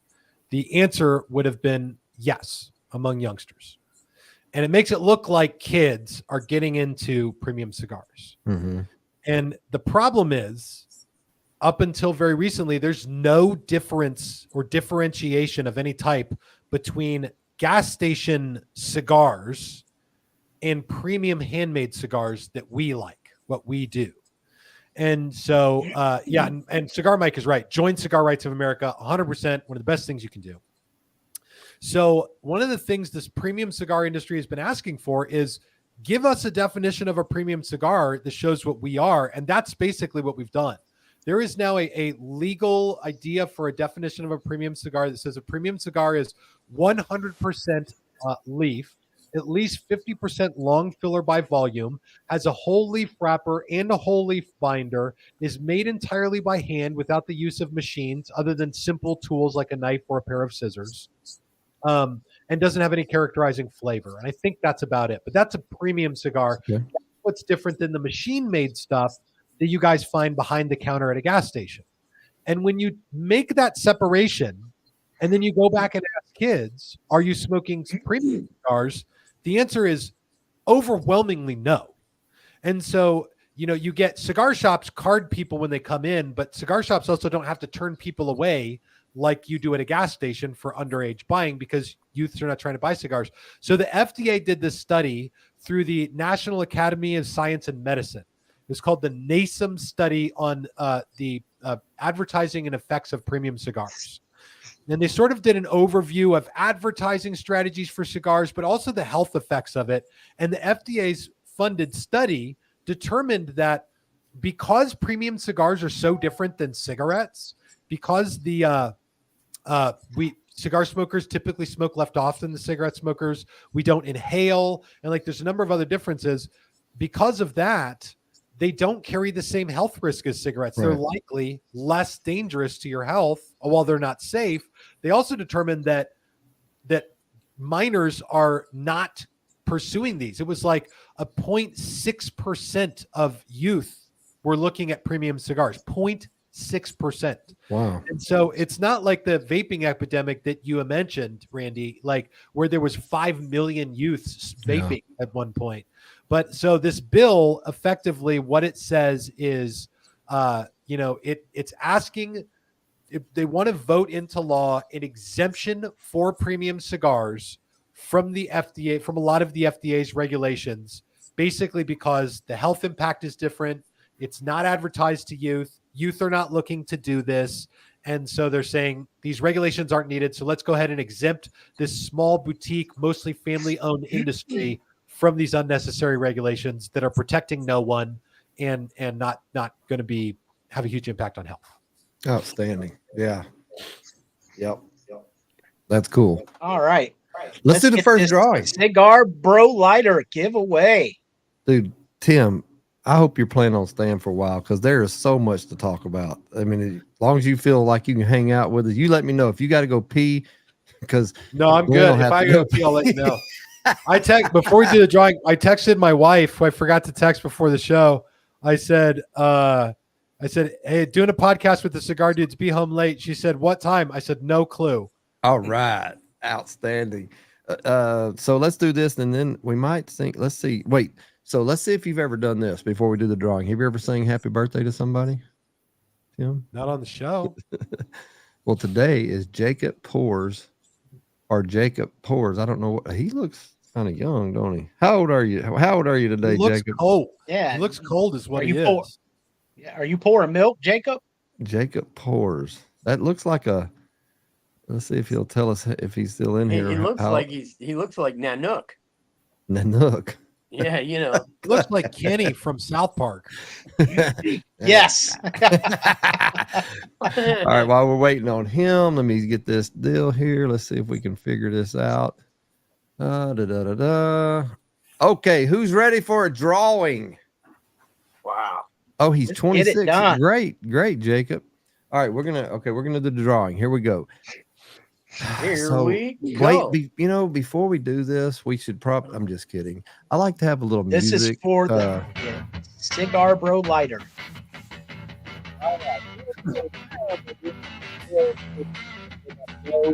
Let's be present.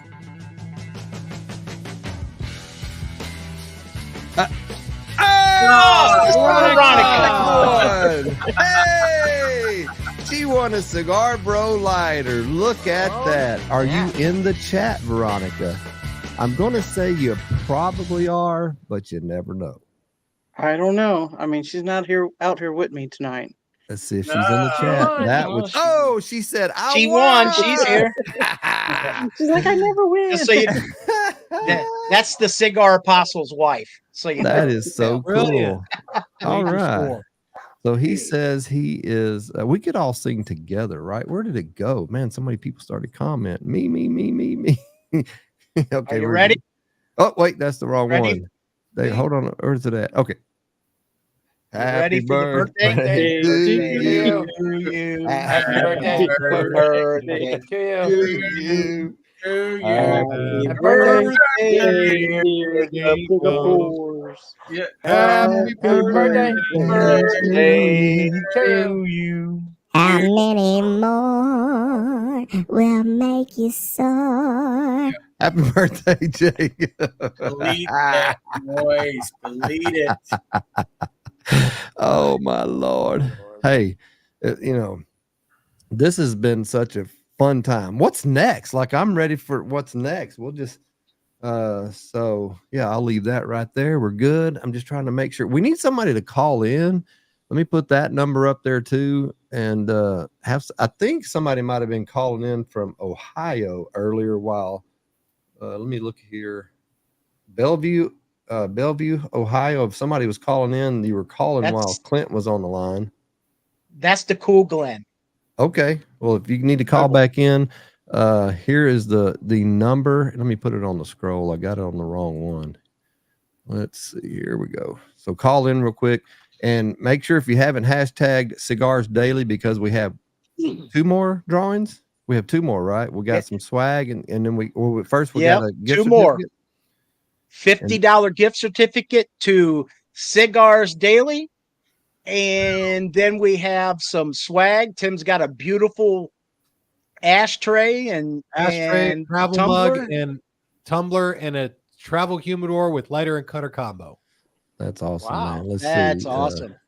All right. Can I get in on that one? Get ready for this one. Get ready for this one. Laggy Rob. Oh, Lord. Rob! So Ken, I'm glad that you asked where you can get a Black Pearl hat. So like Tim, if you're listening, Black Pearl Cigar Company is a brand new cigar company coming to a neighborhood near you soon. That is mine and Glenn's company we just started. And you can actually go to bulletbeard.com. I have some swag on there because bulletbeard.com happens to be mine and my wife's company. So you can actually get it off of there.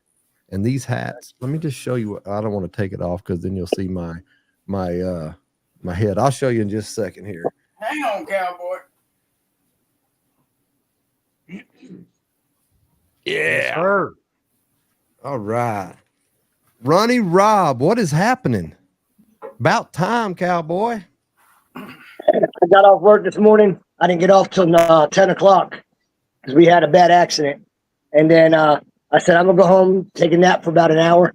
And I forgot to set the alarm. I didn't get up till like 3:30, 4 o'clock. And I had to take Athena to my buddy's house. I had to go to my new house. The guy was needed a key to get in and put the floors in. And I'm just been a long day. Hey, do you know this guy, Tim? Have you ever heard of Tim? I mean, I heard of him. Ronnie Rob. So I haven't told this story in a while, Tim.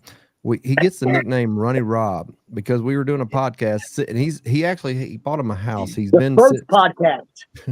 So he's been in his camper, his fifth wheel, for a while. He finally got him a house. He's been working. He's transitioning now, and so he was sitting right there, and right behind over his right shoulder is the is the bathroom. The podcast that we were doing, it was the night before his colonoscopy. And so he was drinking this, whatever it was, and he would have to get up. Like, he probably got up 20 times during that podcast. And some people in the comments just nicknamed him Runny Rob. And because he's constant, he would leave the door open and talk to people while he's in there on the pot. I mean, that's how crazy and off the rails this gets. But it was fun. And so henceforward, he has had the nickname Runny Rob. And lately, as you will see, what's that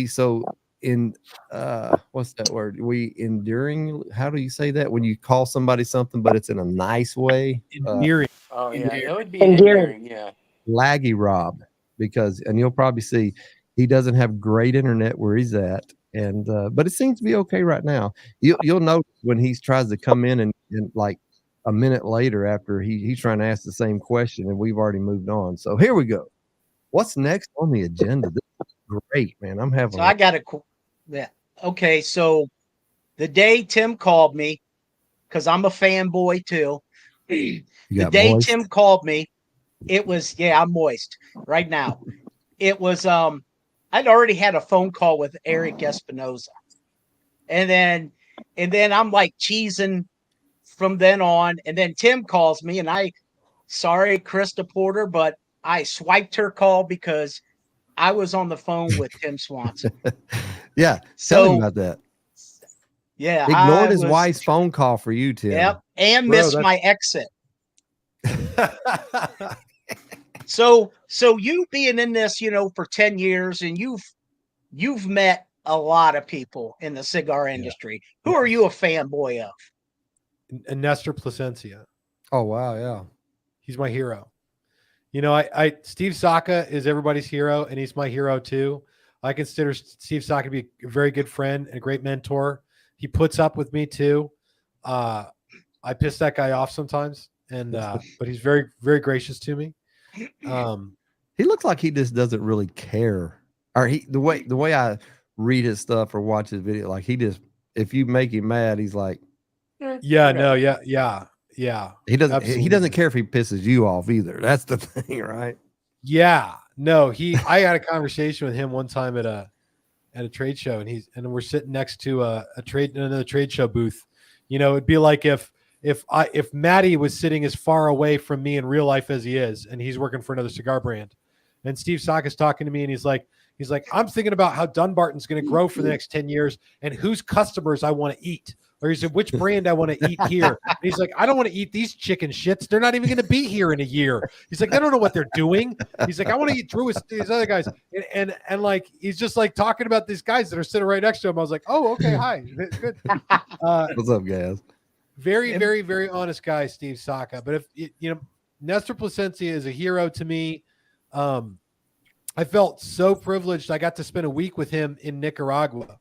And what I saw there was a guy that just inspired the hell out of me in every way, as a husband and father, as a cigar maker, as a fifth generation, businessman in his family, an agricultural expert. I mean, the guy just has so much going on. It was really pretty incredible. Might add that Steve Saka is a regular viewer of Cigar Daily's podcast too. Steve Saka watches my podcast so that he has things to correct me on when we talk, I think. Because he did a whole after party where he came here to the Cigars Daily studio and we switched places, and during the after party he just called me out on shit that I was wrong on. And so, which is literally my worst fear in cigars, is like making videos for people and be like, hey, listen to me and what I have to say. And then somebody who knows more sits down and is like, you're a punk, you don't know anything, and here's how it really is. Tim, you've heard of BAMP cigars? Have I seen their cigars? Maybe. You've heard of them? This is the Blood of Vlad. I'm fixing to light this up. This has Transylvanian tobacco in it. Oh yeah. So I'm fixing it. This is my first one. I want to smoke it. Hey, are you still in here, Sir Pancakes? Are you still in the chat? I'm like this. It's mine. No, I have a 3-pack and you have a 3-pack. Got them from Toro Cigar Company. No, wait a minute. Glenn has a 2-pack. No, I don't. I told him to keep that Diplomatico he's got because I'm smoking the okay Blood of Oh, Vod. that's a good thing. Perfect. What about your thought on Cubans, Tim? I mean, like, what have you smoked? What do you say? Easy now. Rat's a yeah, pretty he's good in love fan with of some them right Cubans. All right. No, go all the way. All the way. All the You way. want the whole? You want the whole thing? The whole Absolutely. thing, brother. Every bit Are of they it. better than Liga 9? Oh gosh, no.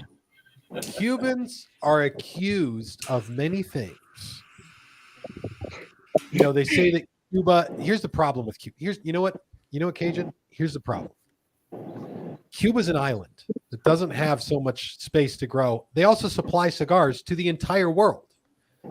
And so you can't get more island and the rest of the world smoking their cigars. And the accusation made of Cubans, I'm sure you've heard them before, is that they overfarm their land. They don't rotate their crops enough. You know, they push their production limits, that there's subpar rolling and stuff like that. But to me, the real issue is this.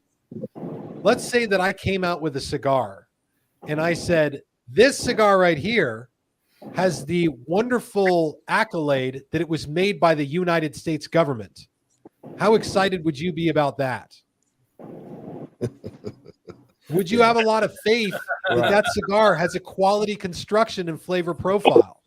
Right. I would say that cigar would suck. Well, in communist Cuba, the government is the overlord of all the cigar companies. Literally, after the embargo, that's why we had the trade embargo. It's reason all the cigar makers left Cuba to go to other places to make cigars is because the government came in and said, we own your field, factory, farm, and family name. And so the issue I have with quality and quality control there largely centers around that. But then the other side of it is, you ask, have I had a Cuban cigar? What do I think of them?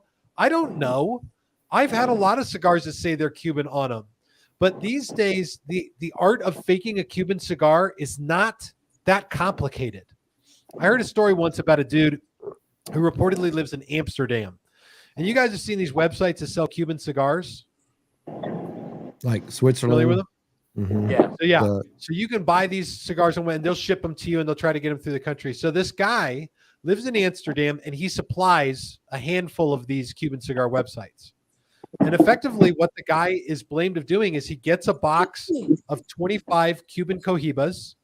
He takes the cigars out of the box. He takes 5 of them and puts them back in the box. And then 20 of them, he takes the ring off and he puts it on a Dominican cigar of the same shade and size, puts them back in the box and sells them to some stupid American who believes he's buying Cubans. And he's got, 80% counterfeit cigars. And then his unbanded Cuban cigars, he just sells them there in Europe without bands on them. And he makes double his money. Yeah, and then there's the whole thing with those glass top damn things from Mexico. That's the whole other side of it. Can I tell you something? For a cigar that's obviously a knockoff, I don't think those things are terrible. Have you smoked some really? Yeah, I bought them just to have something, to have it because it looks cool. But yeah, man.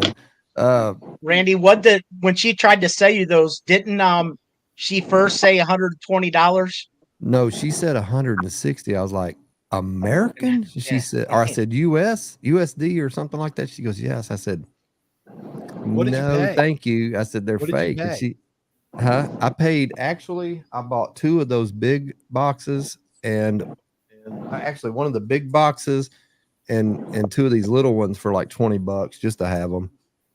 Yeah, that's my favorite. 160 to $20. In Mexico, I go down there and I'll seek out those cigars, and the guy's like, "Yeah, it's $120," and I'll be like, "I'll give you $5."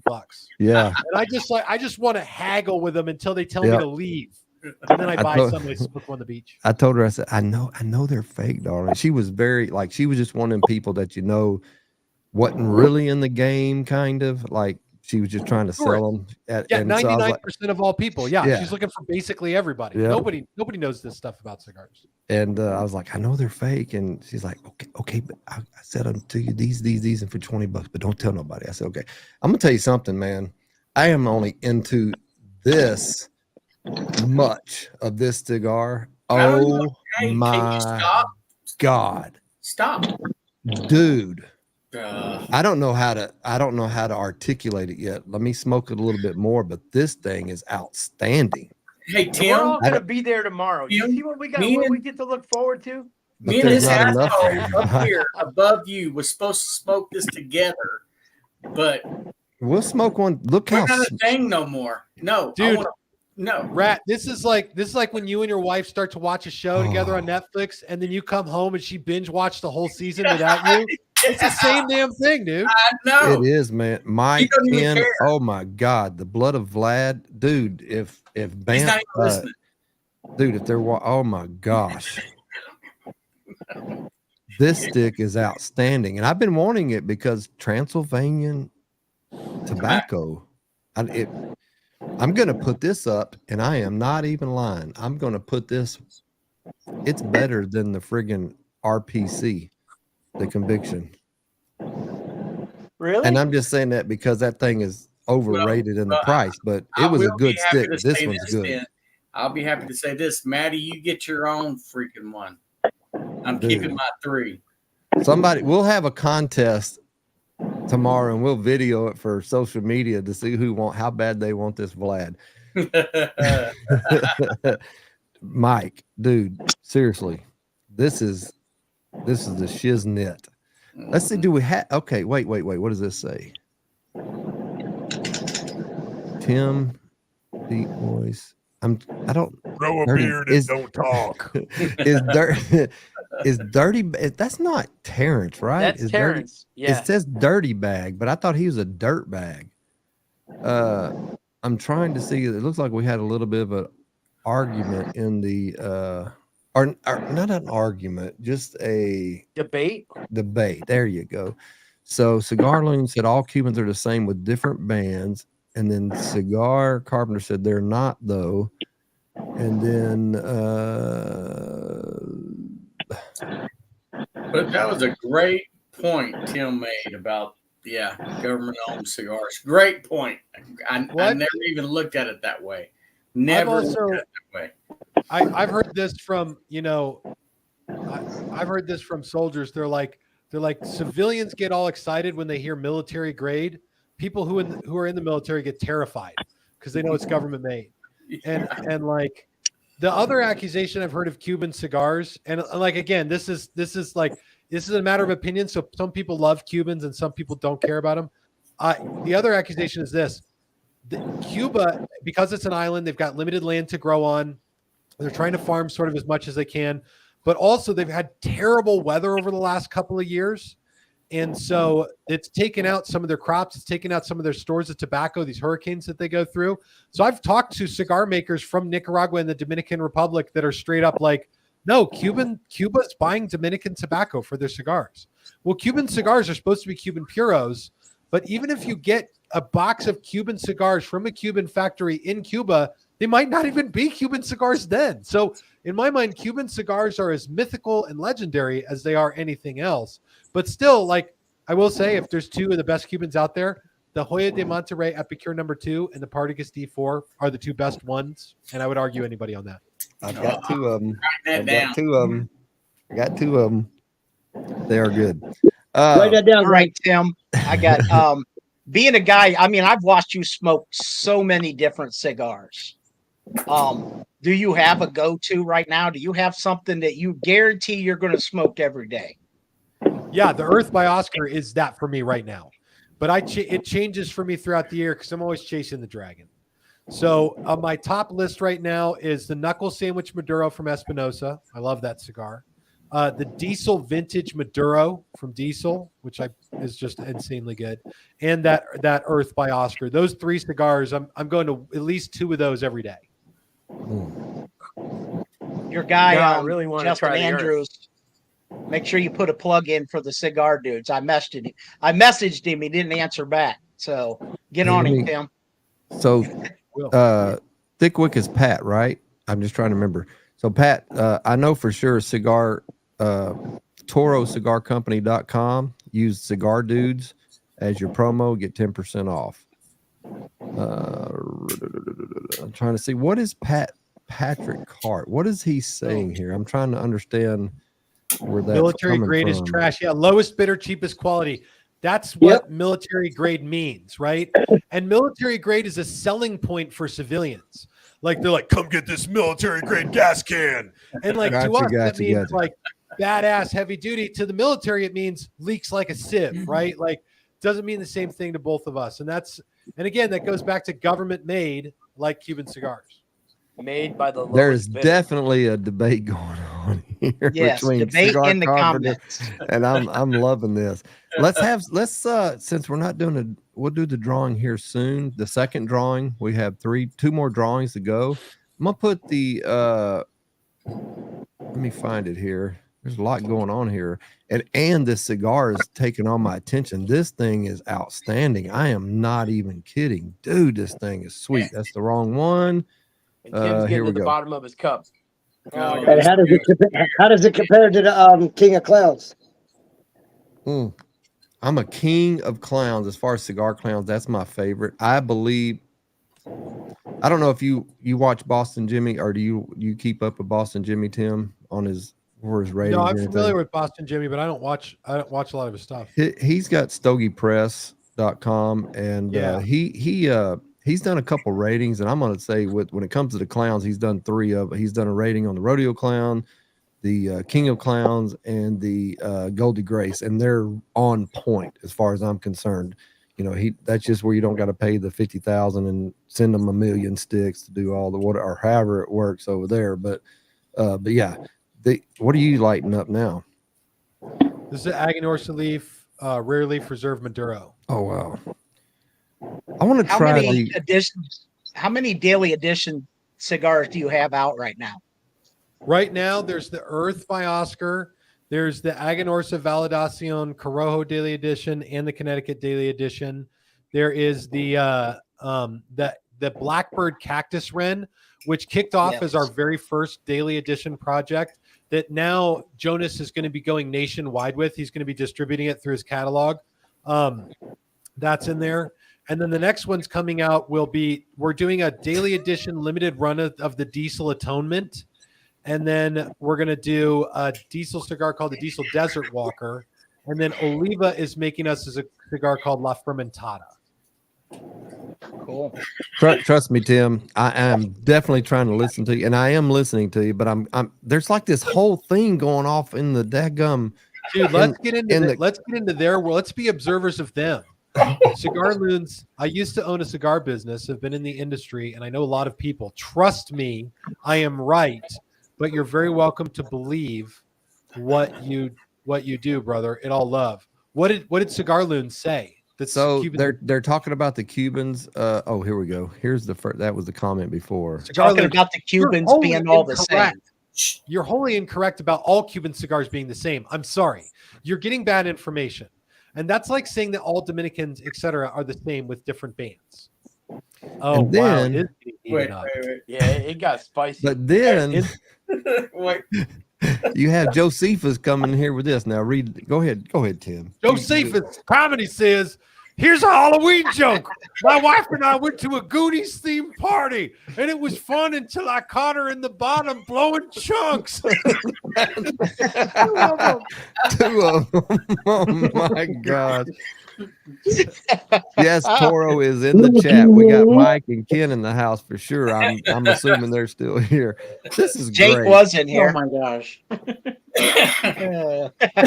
Jacob says, guys, it's my birthday. Calm down. Yeah, do it for Jake. Do it for Jake, man. He's 26 years old. Who pours. Oh, now, man. you review a lot of cigars. What goes in? Do you have a ritual that you do when you're going to review a cigar? Yeah, I sit down at this desk. He cuts it, lights it, he smokes it. I get my journal. Cool. I got two journals. One of them's a prop for the desk, and one of them I actually write in. And then I sit down and I'll literally do a little reading about the cigar first, because I don't have a good mind. I don't remember things. I don't know what the wrapper, binder, and filler of every cigar is. So I got to sit down and go over. And typically, what's the story on that cigar? Like, what's behind it? Does the name have a special meaning or something like that I can talk about? Or is there something special about the cigar maker? Because what I want to deliver in a cigar review is the most valid, relevant information about any cigar. And then also say, who might this cigar be for? What kind of aficionado is this cigar for? Is it for the mild cigar lover or the bold cigar lover? And so then I go through and I literally go by the points. That seems legit. That's what I do. Seems legit. When I do a review, I just cut it, light it, smoke it, and go, yep, that was pretty good. How would That's what he does. This may be impossible, Tim. So Godfather Keeb does not, he says he doesn't have a palate, but I've been knowing him long enough now. He's not able to, I'm barely there. He can't articulate different, what he's getting, but he does know. I trust his palate. When he smokes a good cigar, he basically says, this is a good cigar. Like, he knows what a good cigar tastes like, but he doesn't know how to articulate. He doesn't know how to explain. And a lot of us are that way. Is there any advice you could give him on some pointers maybe on how to go about that? Or is it just, he's just stuck with it? No, I've known a lot of people who are like that. They're like, I don't know flavor notes, tasting notes, or anything like that. I just more or less know if I love it. And I'll ask you this, Godfather, are you a beer guy? No. Do you drink at all? Very little. Very little. Very little. Have you ever drank bourbon or wine or anything like that and got a flavor note out of it? Oh, yeah. Yeah. Okay. But when you smoke cigars, you don't get flavor notes similarly. Very rarely. Very rarely, but sometimes, occasionally you do. That's probably why my go-to stick is a Perdomo 20th anniversary. I get lots of that. Like, and you anything do in that retro stick, hail, right? Every once in a while, it hurts my sinuses. It hurts your sinuses. So I if you have don't bad retro hail sinuses. frequently, I think that's where I find most flavor tasting sort of comes to life, because a lot of the flavor receptors that bring a flavor note to life for me live in the retro hail. And a lot of guys just get the basic flavor notes. It's like salty, sweet, spicy, peppery, and umami, I think, are like the 5 core ones they really talk about. Like, truthfully, flavor notes, listen, flavor notes is all just made up stuff, man. Like, it's a way of explaining the type of flavor that I'm tasting. Like, when I say chocolatey, it's a chocolatey type of flavor. It's a flavor that to me is reminiscent and reminds me of chocolate, It's the same. It's very similar to wine tasting, and very subjective as well.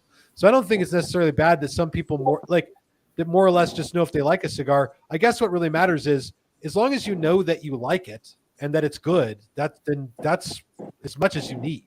If you can't get that, then you probably shouldn't be smoking cigars. Yeah, I can't even explain this Vlad right now. It's so complex. Like, it's blowing my mind, and I'm trying to. Nobody cares. It's hard to talk, right? Like, there's sometimes when you just want to smoke a cigar and not even just chill, just smoke it and enjoy the cigar. This is one of those. Holy hell. And so they're still, I'll send you my address, please, by all means. We're still going on. Cigar Carpenter, if I send you a Partagas D4 and a Cohiba Robusto, you smoked them and told me they were the same cigar, there would be a strong case for you having a dead palate. I will say, I don't think all Cuban cigars are just the same cigar with different bands on them. I don't think that at all. Even Cuban cigars, Cigar Loon says, no dead palate. I've smoked Cuban cigars for 15 years. And like I said, everyone has their own view on Cubans, brother. And that is the crux of it right there. Everyone's got their own view on Cubans. Mm-hmm. You say something about Cubans and some people get lit up mad like you just walked into a Starbucks with a MAGA hat on, right? It's like you're like, Cubans aren't that good, and they're like, what did you just say? Their hair turns blue and they start accusing you of all kinds of stuff. The truth is, I know Cuban cigars are different. They have different shades. They have naturals. They have Maduros. I've had them more but yeah, I mean, to the same thing as Cigar Loon says, the Cuban profile is pretty much like grass and hay. All the Cubans I have are some variation of quality of the basic grass and hay profile, and some of them are much better and much smoother. Like hell, I had a Cohiba Bahike I thought was just immaculately amazing, and then I had the Partagas D4 and the Hoy de Monterrey that were very good, and then some Cubans that weren't that good at all. So there's varying levels of quality there, but grass and hay. It's the new worlds, right? Like they're just good or better. You know what I mean? It's just come to that point. What the hell was I fixing to say? I just went blank. That's what happens when you're 55. Rob's in the stage. Rob's backstage. Oh, sorry, Rob. That's why we call him Laggy Rob, because he just lags so much that it just disconnects him. We're getting ready. We should come up on we're going to do the second drawing probably and just here shortly. And before we do, let's give a shout out to all the guys that are supporting us.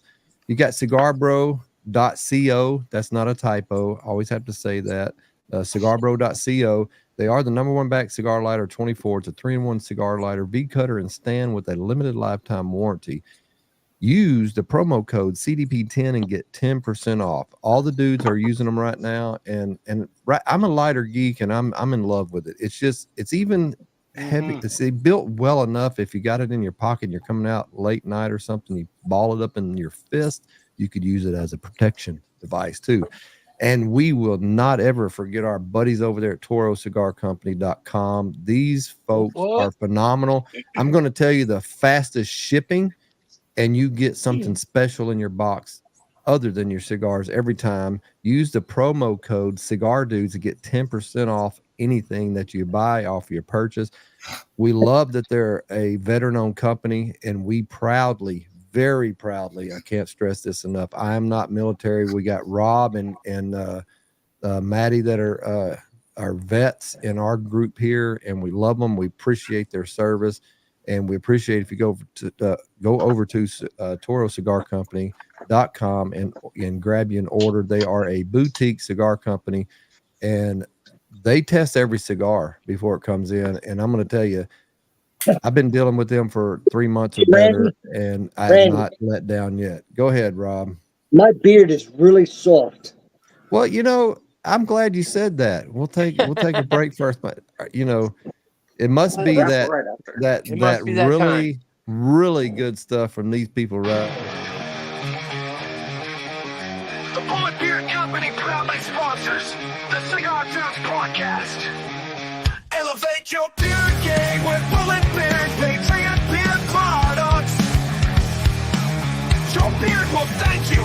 Get yours today at bulletbeer.com. Bulletbeer.com.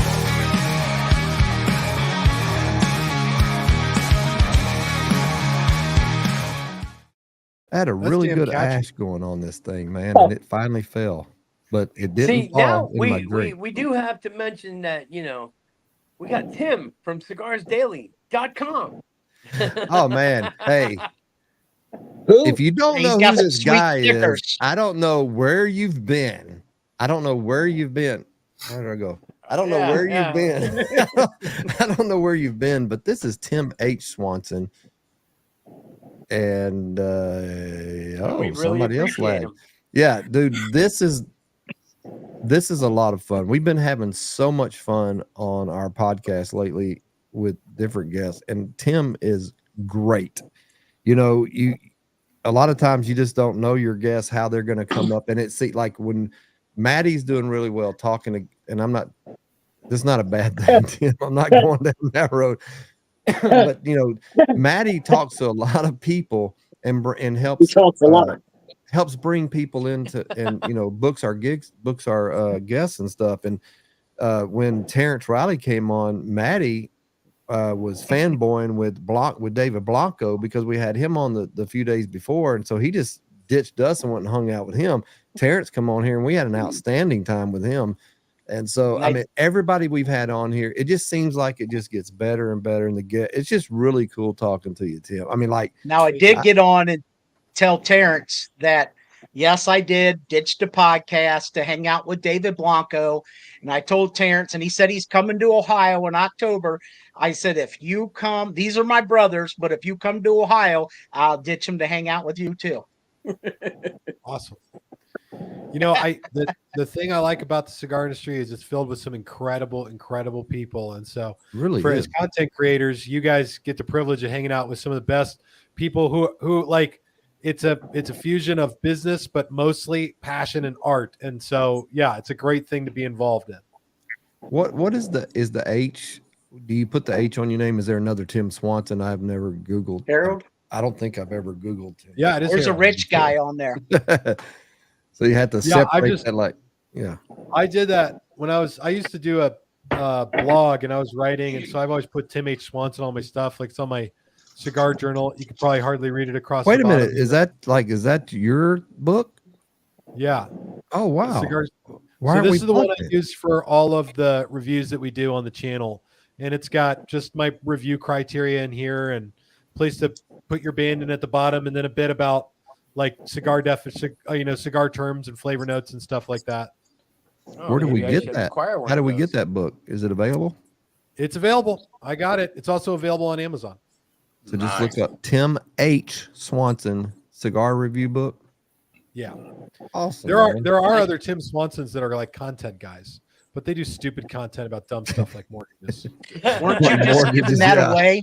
They're just not that cool. You were giving that review book away recently on with the purchase of something. Yeah, you can get it with. So what I do is I got a review sampler where I take the next 4 cigars I'm going to be reviewing and I put them in a sampler, and it's on my homepage. You can find it, like you get the 4 cigars in the journal together and you save some money. So we like saving money. You had let's recap this too, obviously. So Cigar Daily, what is your website like to get onto your cigar website? It's that name, Cigars Daily. You can literally Google it. Should be the first thing that comes up. Yeah. Okay.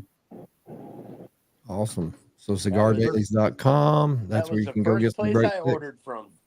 Really? Yeah. Yeah. When I first started smoking, I literally dumped like $175 on your website. Well, thank you, man. My wife was like, What the fuck did you just do? And I went, I spent money. Leave me alone. How much do you think who spent the most on cigars? Like, this is one of those hobbies. No, not me. You. No. Yeah, like, you. You think you're in this group? My first cigars. Month, I spent over $700. Yeah. See what I'm saying? It's like. Yeah, and that was the first month I was smoking. Oh wow. I was like, I don't know what it is, but I want to try everything. Pat Thickwick has a question for Cigars Daily IG handle is Cigars Daily Official. Mm-hmm. Yeah, don't get scammed by the other ones. Yeah, if you you'll be able to tell. Like, dude, like AI now, man. Like, in a year from now, we're not even going to be on here. There's people going to be doing AI stuff. We'll be like the rats in that one song. $1,000 one weekend. Yeah. So I'm just kidding. I'm just kidding. It depends on the time. At this time tomorrow night, all these goofy people, sorry, Tim, except for Tim, will be all in one place here in Texas. So that's plus others, man. Plus Running Rob makes his return to Texas. And I go for the very first time. So we haven't met Tom in person, Maddie in person. Rob and Crespin came, but we're gonna have over probably about 15 of us tomorrow. They're all coming in on the they're arriving in Houston. We're gonna meet up in Conroe at CI there in Conroe. We're gonna invade a couple lounges down there, and it's just a smoke fest all day tomorrow and all day Saturday. We're hanging out at my place at the pool. Oh shoot! Eating and smoking. We got a couple of guys from Leaf and Ash coming too. Yes. Oh. That's what I'm saying. You got Don and but it's just it's going to be a great hangout. There was some. Go ahead, Crespin. So talking about Smokefest, Tim, how's the Cigartopia coming along? Dude, Cigartopia is coming along awesomely. We got November 9th here at the Cigars Daily HQ. Cigartopia is going to be an in-person event where we're going to be talking about, hey, good night, guys. rest of the staff is leaving. They're going to lock up. Good night, Terrence. Somebody said earlier you should give Terrence a raise. I'm just saying that was in the. I know he thinks that too. It might have been Terrence chatting. I couldn't remember who posted. Look, you're not unemployed. Cigartopia is going to be a blast. It's a big tent event. Laurel Tilley from AJ Fernandez is going to be here. Justin Andrews from Diesel and Lostados is going to be here. Nick from Oliva Nick, he's on our channel a bunch. He's going to be here. The whole Cigars Daily crew. And we just do a huge parking lot bash here and have an absolute blast. There's food and everybody gets cigars at the door and it's going to be huge. It's going to be great. Nice. Two of my favorite brands. Hey, if you have not commented on YouTube or Facebook yet, hashtag Cigars Daily, you need to get in the next few moments. And you got to be on here live to win. And if there's anybody on here I know, go ahead and get in it, and I'll take the prize if you don't want it. Laggy, do you have? I never win nothing. Don't tell me I'm lagging. Oh, here's a question from Eddie. What cigar events do you like to attend? Is this one for me? Yes, I believe so. I'm pretty sure. I hate cigar events.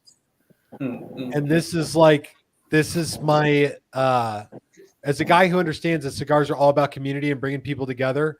I used to run a chain of brick and mortar shops, and we used to do cigar events all the time. And so I hated them. Because it was an hour of setup and 4 hours of running an event and then another hour of teardown in hopes that you'd turn a little bit extra revenue. So I never really went to events as a cigar smoker. The only things I really go to are the trade shows. I've gone to PCA pretty much every year, and I go to TPE, and both of those are in Las Vegas. And I like them both about the same. Like, they're very different trade shows. But I like that's the only time I get to go see all my friends from the cigar industry in one place, and so I get to go chit chat and then I get to meet a bunch of people in the industry, and that's always fun for me. So we are planning on going to PCA for the first time. At least that is my plan. I don't know if these guys are coming or not. I know Toro, all the guys from Toro are coming. A bunch of friends that we have never met in person are going. Going as media / just check it out because we got our stuff coming up next year hopefully. So Tom G, where is he at? There was something I was going to show. I was a big fan of CBID and some other stuff like that. But after a while, I started looking at that. You can only go so far. That's maybe I wouldn't say beginner, but I mean, that's some of those websites like that. You're going to get so many of those sticks and they just don't they don't do it for me. They just don't do it for me. Like some of the other legacy brands do. Like I'm a big Drew Estate's probably my favorite as far as my top. And so, but I've been turned on to these boutiques and, it's Mike's fault. We had Mike Glover from Toro on here about 3 months ago. And that's what happened. Blame it on Mike. Yeah. I mean, I think pretty much everybody in here, as far as our dudes, got hooked on them. And a lot of people that we, that costing me money. That watch our shows, but the prices up there's a little bit they're priced right there, just about even with any legacy brand.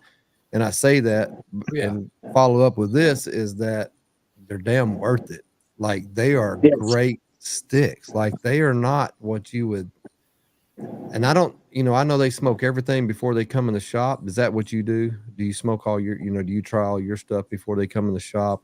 Yeah. Oh, yeah. But I mean, is there, without putting too much out there, not to, obviously not say nothing negative about anything, but I'm sure there's some that you're like, well, come back next year with your new blend and we'll try it then or whatever. No, there's lots of guys I throw out, and I throw them out for all kinds of reasons. And I'm very honest with them. Some guy, here's the deal, man. And this industry is totally different than it was even when I got into it. The thing about cigars is the barrier for entry is relatively low. It doesn't cost hundreds of thousands of dollars to launch a cigar brand. You can do it relatively cheap. And so a lot of people start cigar brands Now, Randy, you said you guys are starting a brand, so hopefully this is useful and helpful to you. Hopefully, yeah. Dude, if you're going to start a cigar brand, you better have a damn good reason for people to smoke your cigars. And it shouldn't be just that like, oh yeah, these are good.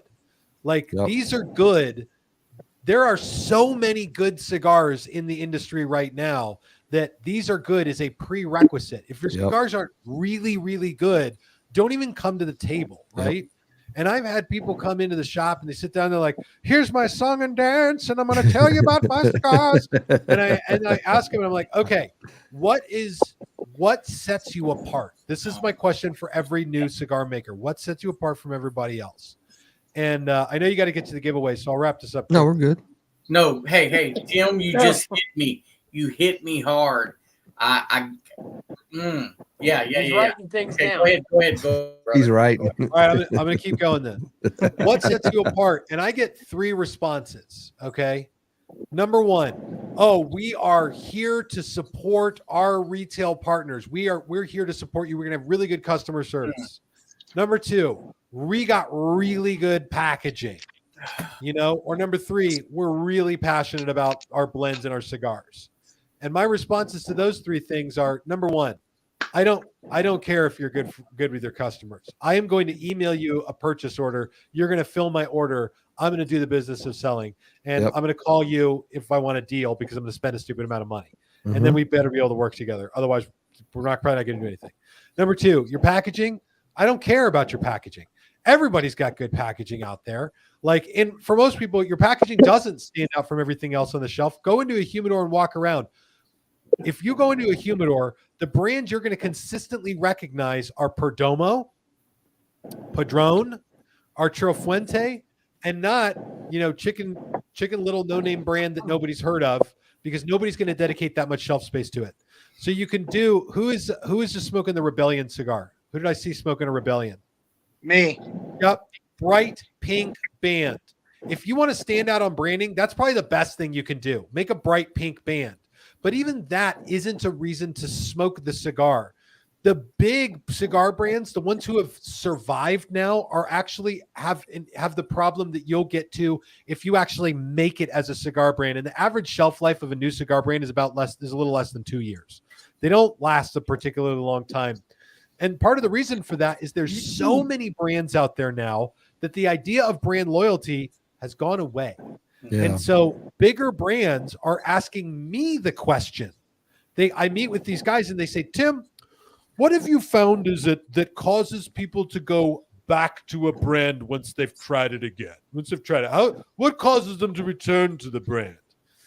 And it's like, well, there's an X factor. It's more than just good construction and a good flavor, because there's always another good construction and good flavor around the corner.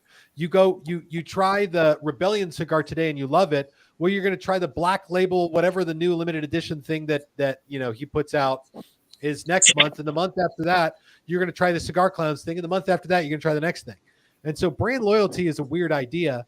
And like these days, if you want to make a brand last, there's a really limited way to do it. And you got to have one of a few things. Number 1, a very, very clear vision and story for exactly what your brand is and why it's different than everybody else. One guy who has this is Nick Melillo. Aside from the fact that he's friends with Joe Rogan and he runs in circles with sort of the A-list celebrity online guys, all of his cigars are deeply steeped in ritual, heritage, tradition, and stories. And so there's a lot behind the blend. Or like Steve Saka, the thing you got to love about Steve Saka is he will do any podcast out there. You could have 6 subscribers and eventually you'll get Steve Saka to come to your show, because he will do anything he can to get in front of people. And he is probably the most involved brand owner online that I've ever seen. And so like you have to have a strategy that creates community around your cigar. I think social media is important for that. And if you don't have that, there's nothing to glue people to your brand. So a figurehead, a face, a person behind a brand creates community more than just a brand name or a label or a look or packaging or something like that. In any case. No, I agree with everything you said. And that's what I love these. They shows. always say, right? We keep hearing, how do you make $1 million in cigars? You start off with 2, right? So That's right. yeah, I think it is. You have to have the total package. It's no different. It's like, I go back to music. I played music for 20 something years in the bars. I've quit, 10 years ago. Had chances to make it, blah, blah, blah. Had other things, but I wasn't passionate enough about it. And I think that is having passion is one thing. You have to have the drive. Like in law enforcement, and Rob will understand this, I call it ball drive. When it comes to a canine that you're trying to train to go after dope, they have to have a ball drive. They want that ball. That ball is their toy, right? That's what they want, and they'll do anything for that ball. And that's how you're able to train them better. And so I equate that with my passion for cigars. Is I want I'm always, every day, we're on here with each other every day, every night. We're in some Discord, we're in some kind of meeting where we're in our virtual lounge talking about cigars or just talking about life, but then cigars always comes up. The passion is not going away. Like it just keeps building stronger and stronger. And I think and that's what, Glenn and I have talked about it over and over and over. And so when we decided to do this, and we've had great people in the industry that are doing they're in all different aspects of the industry, and they're all giving us good advice, and they're very humble about it. And we're learning, and we feel like we have the right plan going in, but it really is. And that, just like you said, it is about what's going to set you apart. It's not, people can go in there and they think they can just make a nice looking, because I used to band shop, and they think you can make a nice looking band and stick it on a nice looking cigar and it's just going to sell itself. That cigar has to stand out. It has to wow people in some way, and not everybody, but you have to have the biggest part of those people that want to smoke your cigar, because I love so many different cigars, and I can't smoke the same one over and over and over. I'm going to burn myself out on that stick. But how do you, and it has to do with, obviously there's some marketing and other things like that, but just your blend. And I think that's why, and I don't mind talking about this, I've talked to some people, and instead of coming out with several cigars, we're thinking at minimum one cigar. Make that one cigar as best we can, and that's what we're going to focus on, and possibly maybe 2. Go ahead. You said marketing is part of it, and certainly I think that's marketing is I don't like the word marketing so much, because I don't think that's what it is anymore. Like, here's the truth. You guys were just smoking cigars. Mm-hmm. Maybe Randy, you were smoking cigar clowns. Yep. Why do you like cigar clowns? Well, I can tell you why I like cigar clowns. Yep. I like their brand, just the way it, that was what first attracted. I wouldn't say that's what first attracted me to it. I'm going to say there's a bunch of guys that smoke them, and they said, man, you got to try the cigar. And I'm not a follower. And my guys will tell you, I don't follow anybody. Like, I'm my own person. And I'll be the first to tell you, out of all their core lines, the King of Clowns is my dude. That's my go-to. That stick is a banger of a stick. And my second is the Goldie Grace. But I like all their sticks. I've had it. I just got the final fourth of the Geppetto. I just got them last week, and I was able to try them, and they're just bangers, man. And we've had the clowns on here. I know the owners. Before we even agreed to rep with them, we just talked to them. We in different, and I love the owners. I love their backstory, how they became, how they started, and it's something I guess I could connect to. But if you take all that away, and I'm just, if I was to buy a King of Clowns and buy it in a lounge and smoke it, I think it would blow me away. Still, I really back that cigar. And then by the flavor, by that cigar being a banger, it made me a fan of them, and then learn more about them. And now I'm just a huge fan of them. So here's what I just heard you say. And here's a question for you. Is there a cigar you've ever had other than that King of Clowns that you've liked more than it? Yeah, I think League of Nine's probably up there in my top. So here's what I heard you say. So it's not your number one favorite cigar that you've ever had, but you swear. Right. And you found out about it because some people you knew and told you about it. Right. And then you got into a conversation, you met and got to know the owners, and you heard their story and you believed in that. And everything about that is about the context of relationships, Yes, and conversations with people and community. All right. And so that really is the core of brand loyalty today. And how good the cigar is more or less secondary to all of that. And so the reason that social media is so important when it comes to cigars these days is because there's so many brands out there that the internet is one gigantic conversation that's going on all the time about absolutely everything. That's what I think. Right. That's how I think about the internet. And so for the portion of the internet that's talking about cigars, you want to join that conversation and try to speak into it, try to speak into that conversation as much as you can with as many people as you can and have them join eventually your conversation about cigars. yes, That's where you build loyalty. And then a community grows around that brand, around that idea, around that person, and really around a story and a person. And that's where brand loyalty comes from. You know, it was the first time that when I was making cigars for Cigars Daily, in the early days, a guy came to me and he's like, yo, dude, he's like, honestly, I love factory smokes. And they're like $12 less per bundle from CI than they are from you. But I buy them from you because I trust you and I like you. And I was like, oh, wow. Like, here's a guy who's taking less of a deal, which is like, what's the highest value of the consumer is price. It's like among the highest values that there is for a lot of people. And he's putting that aside in favor of the connection he had with me through the channel. And so if there is something about a brand that is quintessential to building a brand, it is the person and personality behind that brand. And so now when I look for cigar brands, it's the key thing that I look for. What part of the conversation are they? How relevant are they? I could care less about whether or not Cigar Aficionado, Cigar Snob, or Cigar Journal has rated their cigar. That doesn't matter to me at all. I care. Look at it. Are people starting to follow them online? Are they regularly posting? Do the posts include their cigars and their face and something about their story and to create a connection with that person? Because when you talk about Blackbird, you talk about Jonas Santana. You're like, oh yeah, we're going to have Jonas on the show because Jonas is Blackbird.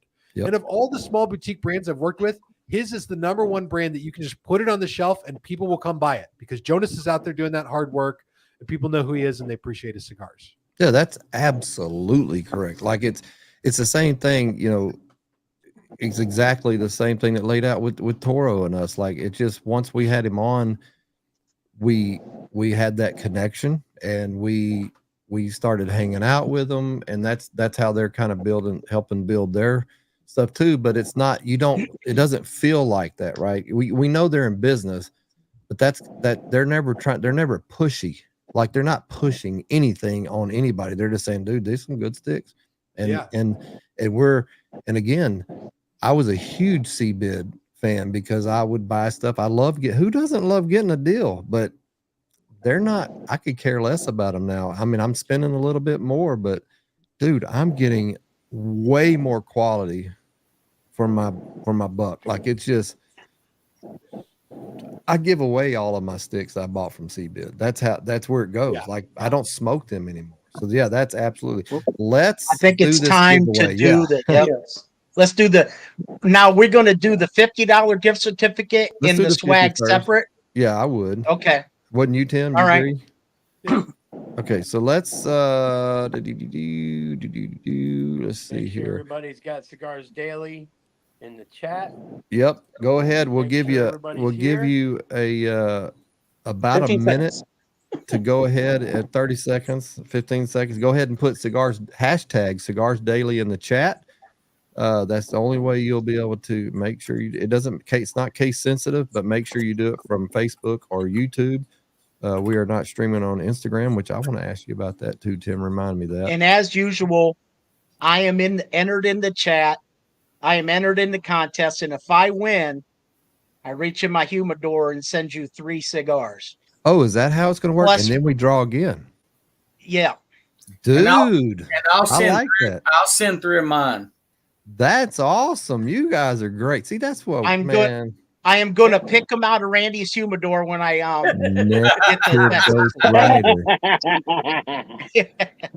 right. Let's hit it. Randy's not going to have no cigars. Though. I've got a lock on my main cigar humidor has a lock on it for a reason. All right, so we're gonna get a little music going. I wasn't always a cop. Round and round, you must be present. Round and round she goes, where she stops and nobody knows. Look at the scars.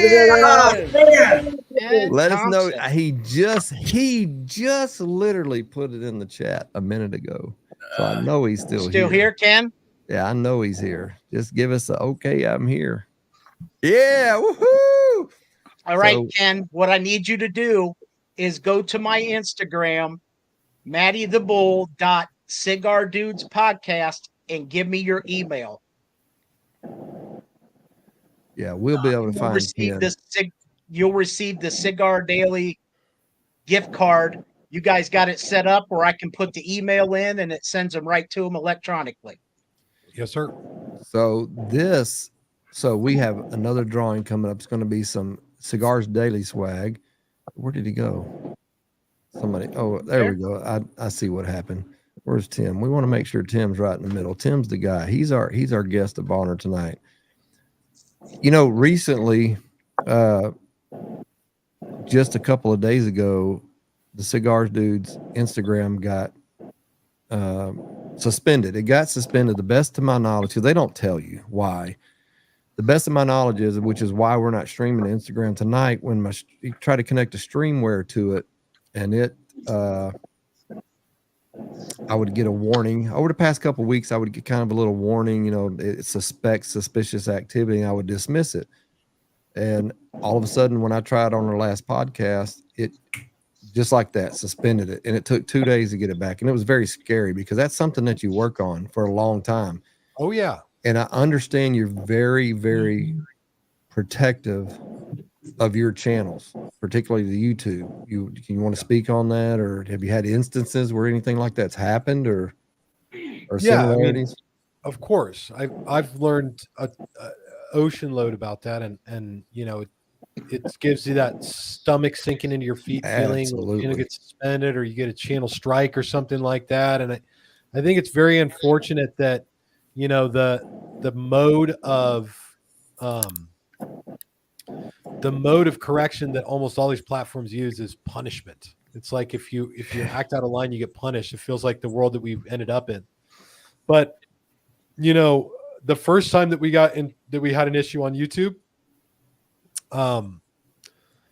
it was a link in the description to Boveda's website, and they got after us about it, and that was when it was like, oh, okay, they can keep us from posting on our channel. That's when we built Cigars Daily Plus. That's when I went to Jim. I said, I want to get a server. I want to host all of our content on our own server. I'll upload it to YouTube and whatever, and I'm also going to upload it to the server and make blog posts there. And yeah, having your own website, that's a huge deal. And then the other thing is you have to be, I think, to do this, you have to think ahead about this stuff. I see cigar companies doing this, okay? And especially the really big ones. If they think there's a regulation coming, they're at the forefront of compliance, always. I mean, when the FDA put down the deeming rule and they said we're going to do 30% warning labels on boxes, the biggest companies had already changed all of their packaging to create space for these massive warning labels before the ruling ever came down. And then when it got wiped away, you can now get these boxes that have these awkward, big, empty spaces on them. It was supposed to be a big warning label. Now they just leave it blank because it costs money to change that packaging. Lots of it. So, like, as you know, with Cigars Daily being, you know, the biggest cigar YouTube channel that there is, we can't, like, we have the biggest target on our back. And so in terms of compliance, I will be the first one to comply with anything I strongly believe is going to be an issue. And by the way, have no problem wiping out large swaths of content. Right. If I think it doesn't comply, I'm more than happy to start over and remake every video I've ever made. I already make, you know, 6 videos a week. And so that's not a problem. I'll do that because I can just make that. But what I can't do is get back something I've lost in a channel. And so, yeah, for me, it's something I'm kind of always watching out for. It's not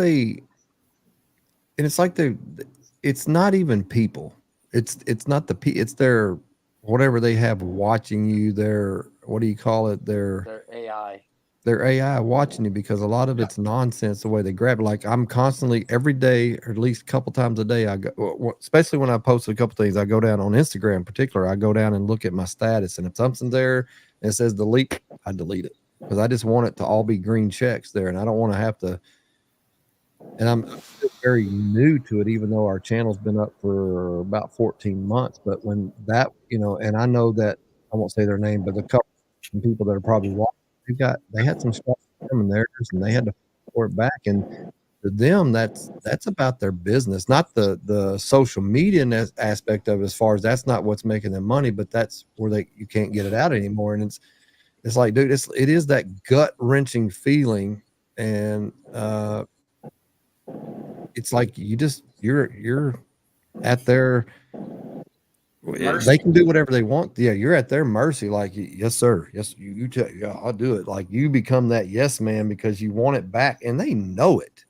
I don't know if it has anything not to get into politics. I don't care if you talk about it. Anybody talks about politics, but like Zuckerberg, putting out what he did about the last administration, pressuring him through the last debate, the last election. And it's like, I wonder how that's going to act. And that's, I say that because I was going to bring this up earlier. I recently, just in the last couple of days, we've had somewhat of a presence on X or Twitter, but it seems like for the most part, that's different social media. It's not like Instagram. It's weird. You can't put music. It's kind of a different thing, but they are rolling out things, and I've been reading on it if you do the premium membership of it. And I noticed that you're on there, but you hadn't posted in a while, and a lot of the cigar companies haven't posted in a while on there. But I know that what's his name, I just went blank.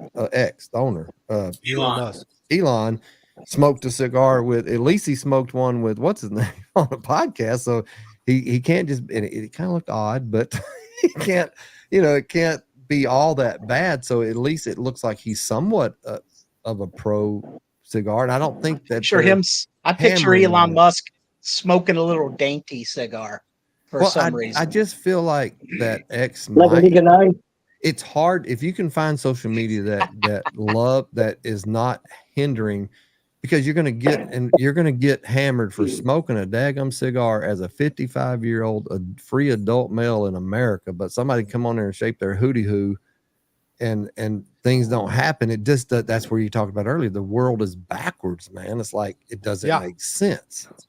Well, I don't use X for a specific reason. There's just straight up pornography on X. Like, I haven't seen that.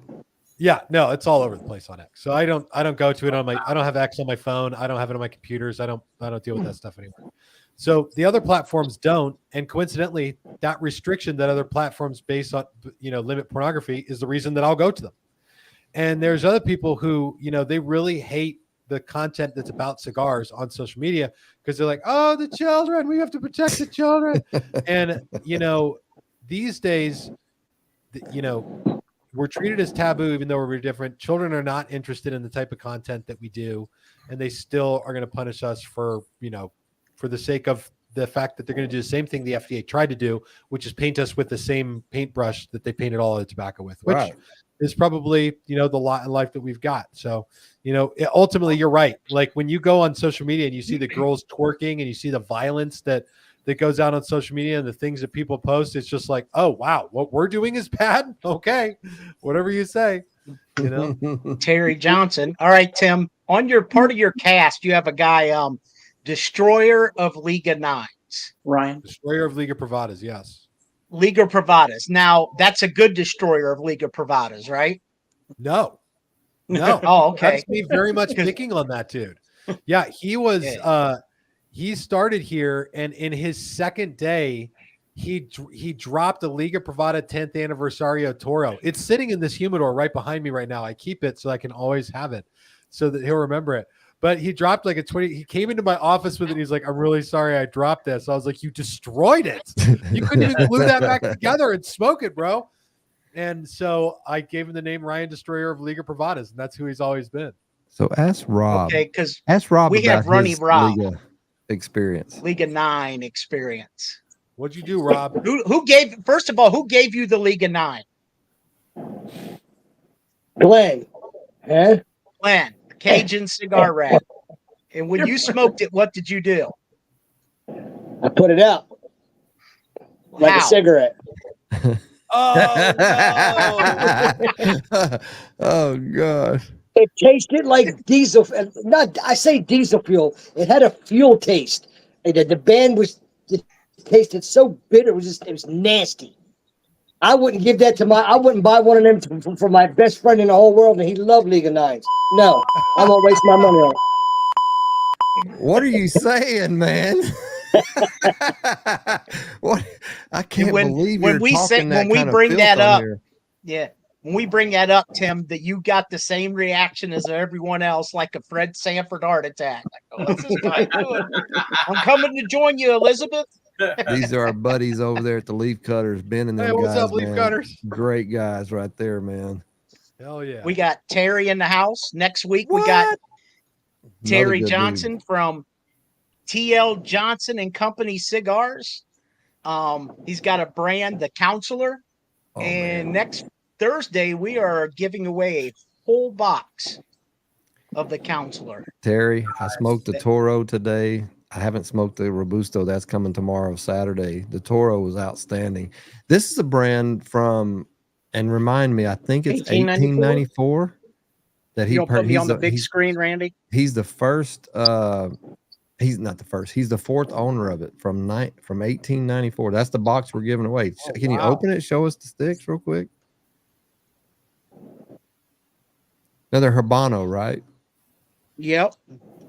They are a mild to medium stick. They're just. Hope you tune in for this. That it's got a very simple band. Yeah, it's very simple, but it's all about the stick, and that's, he does all his blending stuff. He's been in it for about 30 years.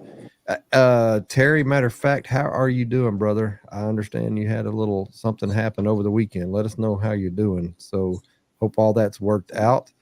Real quick, Tim, I just think it's fascinating because you were talking at the very beginning about ministry. I was a PK growing up. I was a youth pastor for probably about 12, 13 years, pastored for about a couple years, went in the mission field, built, in Kenya.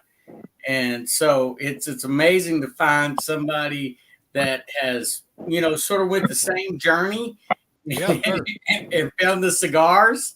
So, yeah, it was amazing. It was amazing. That's great, man. And good on you too. And yeah, cigars are a natural thing for a lot of guys. Dude, I got pastors that come do their sermon prep in my lounge. Dude, I think cigars are good because cigars create community in a way that most of our society has lost it, And it was the same podcast where you saw Elon Musk smoking a cigar, I think with the Babylon Bee. Am I right? Yeah, I'm not Thank for you, sure Jerry. which one it was, but yeah. I watched another Babylon Bee episode where they're talking about how cigar lounges are kind of like the last vestige of real community in America, even in a way that the church is not really anymore. A lot of churches get kind of cliquey and sort of keep people out. And what used to be, it's Cigar Clowns is on. What's my up, boys? Cigar Clowns in the house.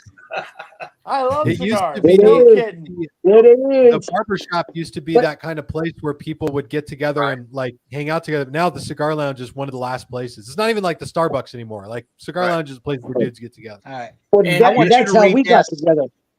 That's how we I got want Tim together. to read this comment. Go ahead. Let him read it. Do you want me to read this? Sure. Yeah, and as only Tim Swanson could. The thick wick. When I was 19, I worked for a lady that gave me a box of Hondurans that were in a very old wooden box. All the sticks were in only glass tubes with wax and crest seals on each. I was young and dumb. So you're going to have to elaborate on that, Thick Wick. Yeah. And where did you get your I name, love Thick that. Wick? Like, I know your name is Pat, but John Wick. Which wick are we He's talking the about? thick wick. Oh, he's the thicker version of John Wick. That's Okay, what I'm that guessing. makes sense.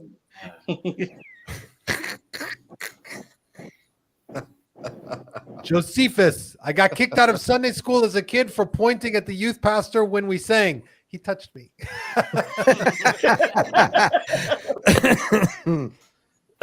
Oh my gosh. Cigar Clown's be a sample back in Toros for sure. Sorry. You know, we did an episode early on that was called Cigars is a Sin ? And we had a lot of feedback off of that. And coming from your background, you want to touch on that a little? Hang on, Sure. real quick, Tim. Hang on. Yeah. This was yours sort of Assembly of God background, or Church of God background, or Pentecostal background? Baptist. Okay. I Oh, got And then I These are went to a Assemblies of God vocational college. That was weird. Are any of you guys AOG guys? Oh, okay. Yeah, that's weird, bro. That's weird. Do you have any snakes or ribbon near you right now? I went to an Assemblies of God school in Scotland where the teacher was like, I want everyone to stand up and prophesy right now. And we're like, we all look at each other, all the students, and then this lady slams the desk and she goes, "Do it now!" And we all stand up and we're like, "What about a Honda? Should about a Honda? What about a Toyota?" That's exactly right. Should about Honda. Nobody knew what to do. That was crazy. You've been to Scotland? What's that? You've been to Yeah, I Scotland? did a semester in Scotland and a semester in India. Dude, what is Scotland like? That's my heritage. I want to go so Great. bad. Everything about it is great. I brought a cigar with me, and I really wanted to smoke it there because you can smoke indoors. And so my school was in this town called West Kilbride, and it was right on the beach. And it was in this big castle up on the hill, which is cool. But they had this pub down near the water called the Hydro. And so we'd go down there, and there's a restaurant. And I went and I had myself a nice steak. And after the steak, I was like, I'm going to sit in this restaurant and smoke this cigar. So I was like, Gaston. And I said, I need an ashtray. And he brings me an ashtray and some matches. And I light up this cigar that I brought with me. And very quickly, I realized that smoking was not as popular as I thought it was there. Because while I was allowed to smoke, all the other people in the restaurant are giving me like dirty looks because I'm sitting there smoking in the middle of the restaurant. And like other people are whispering to their waiters. And this guy walks over to the wall and he flips a switch and these big, huge vents open up. And the decibel volume goes up like 40 decibels. Like, and nobody could hear each other talking. Also, I could sit and smoke my cigars. A 19-year-old punk ass kid. We've had about 10 people drop off. When we do this last drawing for the Cigar Daily's merch, It's fluctuating. and we pull your name and you're not in here, we're going to give you about 30, 40 seconds to reply. And if you're gone, we'll do it again. Yeah, Cigar Clowns. roll I'm with going to that. assume that's Ray. Is that Ray? Is that Ray with Cigar Clowns?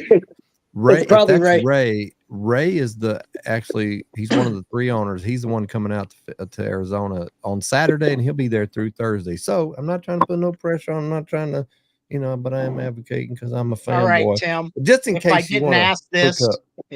if I didn't ask this, I'd kick myself. You mentioned social media a couple times. There's a guy out there right now that's got a lot to say. And is that anything that you can comment on?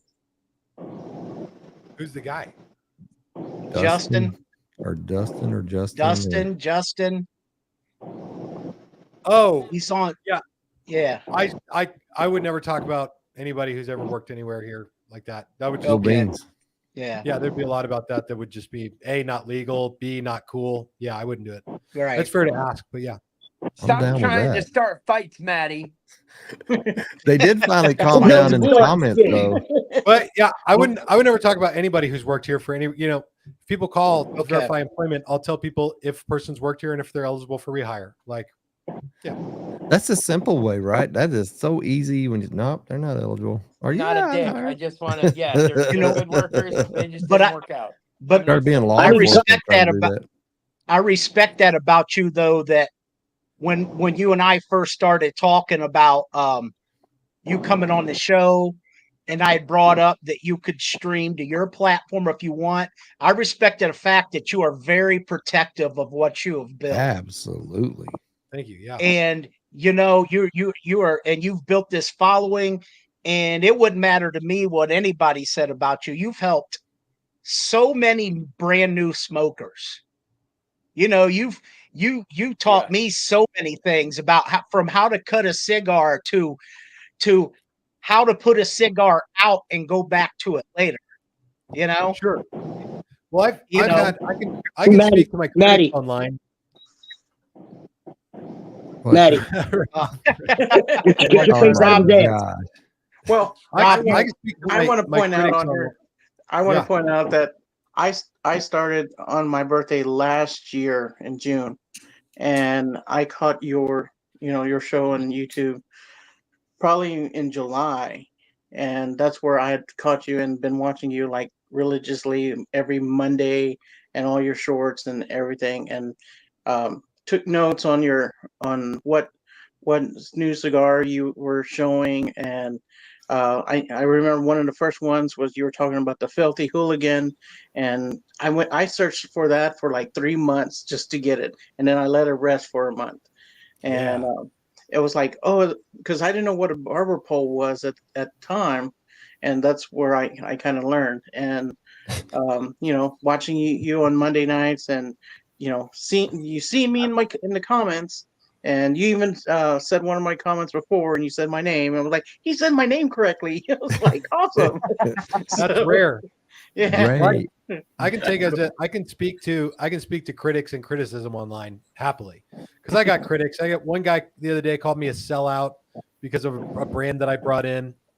You know, when we started Cigars Daily, a guy put a huge long thing on Reddit about how I was a dumbass that didn't know what I was doing, and I was going to waste all my father-in-law's investment in me and prove that guy wrong.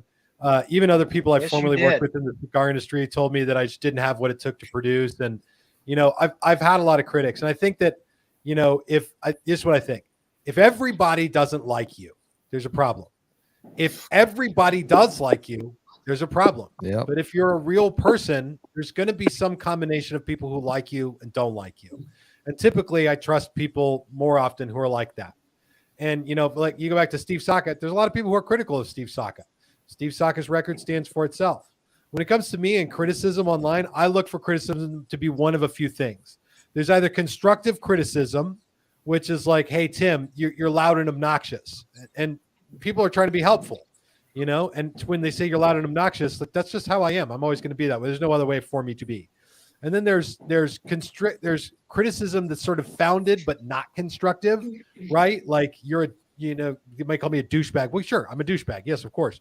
Or they say, Tim, you have an ugly gap in your teeth and your ears aren't the same shape. Like, yeah, that's true. Not helpful, but true. And so I can't really do much with that. So I let that roll off my back. And then there's stuff that's unfounded and untrue, where people tell lies about you. And I've experienced some of that online too. And if people want to lie about me, that's fine. The internet is a place where that happens. That certainly happens, but you guys will deal with it eventually on this. The great thing about cigars is that cigar people are overwhelmingly positive. When I go through my comments on Cigars Daily, every once in a while, I'll try to pull a bunch of comments so I can do responding to hater comments. It's a lot of work to pull those comments together, because cigar people are generally just excited to be a part of the thing. They want to talk about the cigars they like and share their tips and tricks on how to grow a collection. And, thank God for the way cigar people are. I need to come work for you. When I first started smoking cigars, I've been sober 21 years. Yes, and sir. when I first started smoking cigars, it kind of kept me. I was about ready to fall off the wagon. 21 years. And, the reason I got sober in the first place was Jesus Christ. Yes, sir. When I gave my life to the Lord. And it ups and downs, and God gave me cigars. And I got criticized for that God never give you no cigar. Oh, yes, he did. I beg to differ. And, it wasn't the cigars, but what came afterwards. It's the community. It's the following. It's your brotherhood. It's the totality of everything. I never knew how big the cigar community was. And me deciding to go smoke that acid one day that I'll never smoke again, brought me to these guys. And, it's just been a blast. I love every minute of it. You ain't doing it right. I want to got it right. I want to go back to this kind of So Yeah, I know evidently, you you know, love Ray, your typos. he's been filling you since the early days of YouTube. Whoa, Probably Hey, been bro, following Not you. feeling, filling me you. up. Buttercup. Ray and all those guys, man. Hey, matter of fact, Ray and all those guys are from Brooklyn. That's where they born and raised. So they got out. They're fun group of guys to talk to. Yeah. Let me do this, Tim. I'm going to send you some sticks from the clowns to try. Is that okay? Please do. Yeah, I love I'm going to send you some. That's how we're going to work this You'll out. love So them. It's You'll going to love be them. great. You either like them or you won't. Hey, let's put it like this, Tim. If you don't like them clown cigars, I'll pay you for the cigars you send him. If he doesn't like them, I will reimburse you. He's going to like them. And the biggest I part of love it, the I'll clowns. just put a shameless plug in. The Goldie Grace, there's a project. Oh my God. The Goldie Grace is a collaboration with Shaffiett, and they help. I don't know the whole thing exactly how it goes, and I'm just starting off as a rep for them, but they help with human trafficking, and that is a big part of that, and that's another reason. I'm just a fanboy all the way around. So anywho, I'm going to send you some sticks. So what is this? Is this a 2 questions? Quick. I asked when I'm in a social setting, 1, do you like guns? And 2, do you like cigars? If they answer no to both, I just walk away. There's the Goldie Grace. But you know, that is the cool thing. Here's the thing. Cigars, and everybody touches on this, or they should understand it. When you can walk either online, now you have to have the wherewithal, or however that word is, or the wherewithal. Thank you.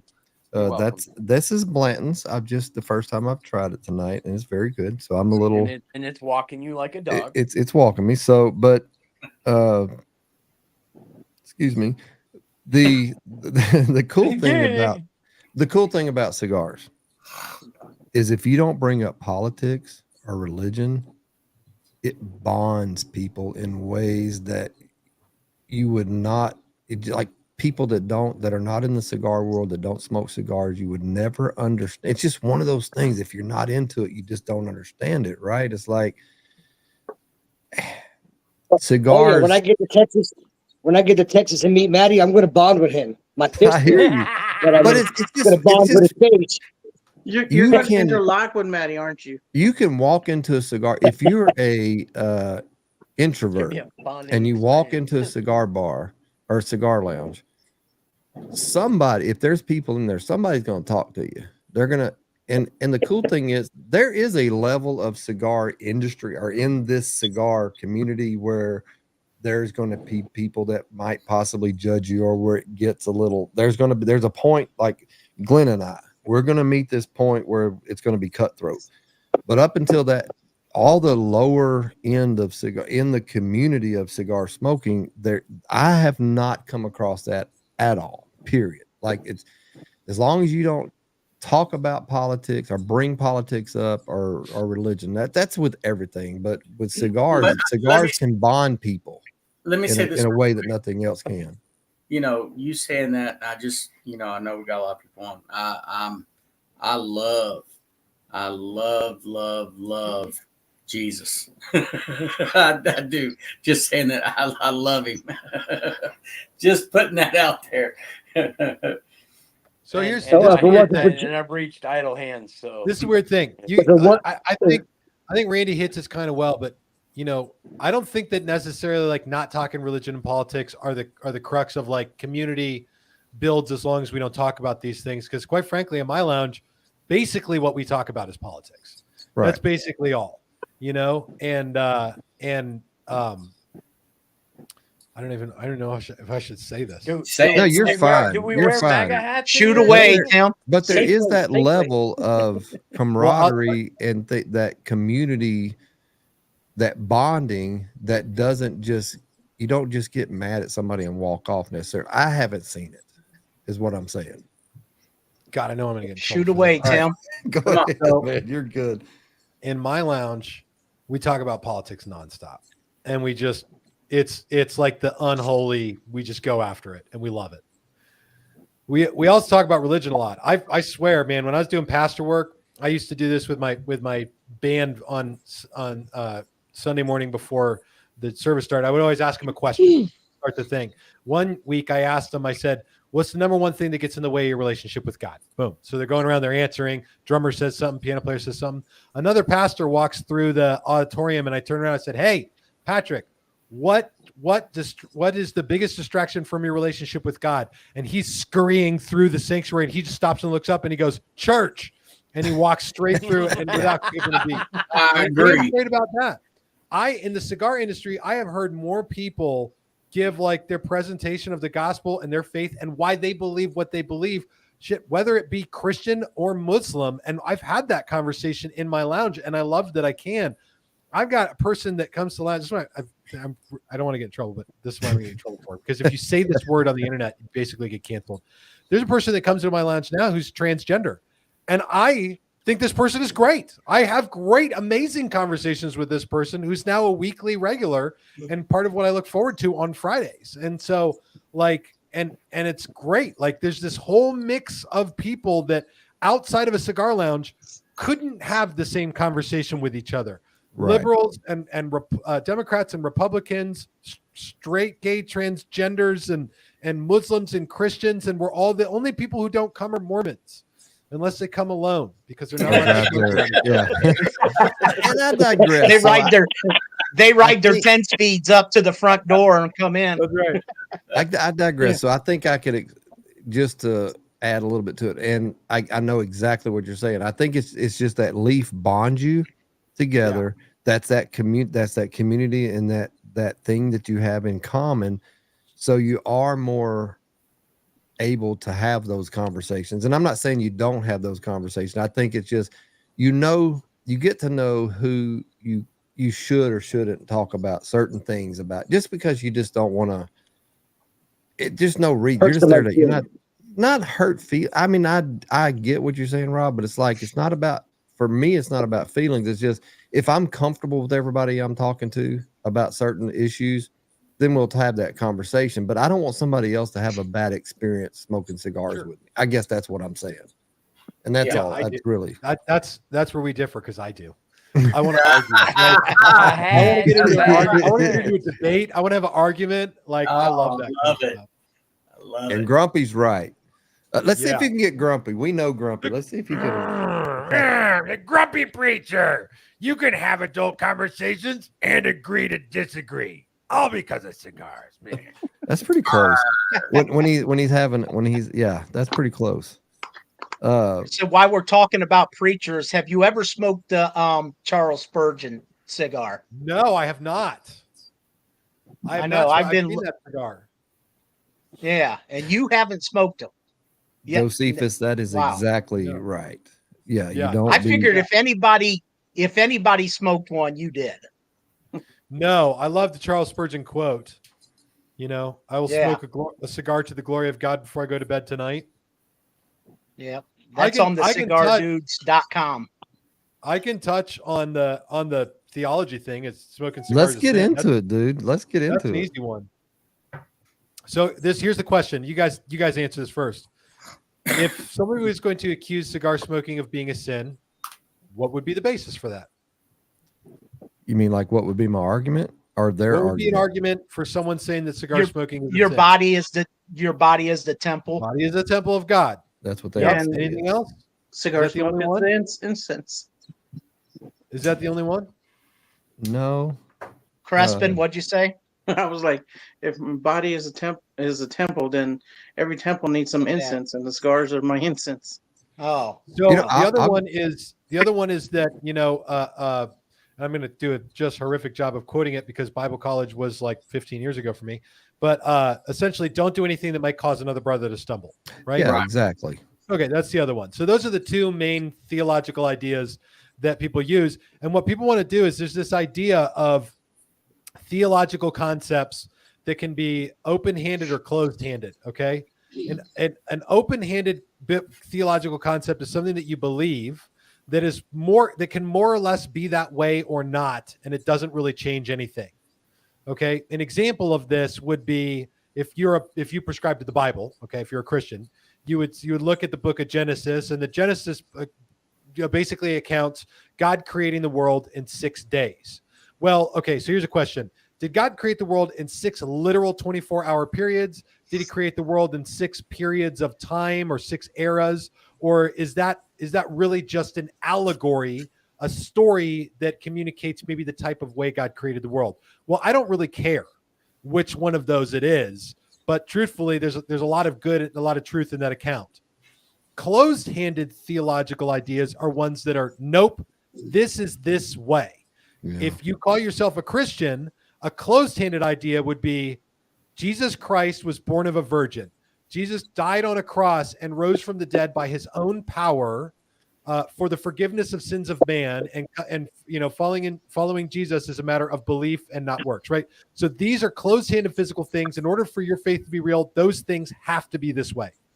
The issue that I see with cigar smoking is that it really is an open-handed theological issue. You can't make cigar smoking a closed-handed issue where it changes your faith if it's in this closed hand, because you can't categorically argue that the temple, let's take the temple argument for one point. Your body is a temple.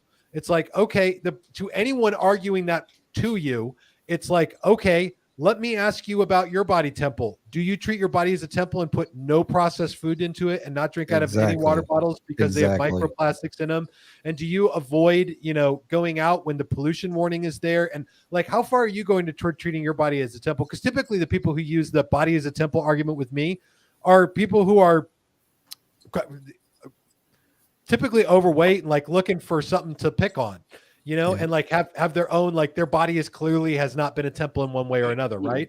And like I don't just pick on the overweight thing to pick on people. I say this because like the evidence that people don't treat their body like a temple is there, and it comes up in all of our lives in different ways.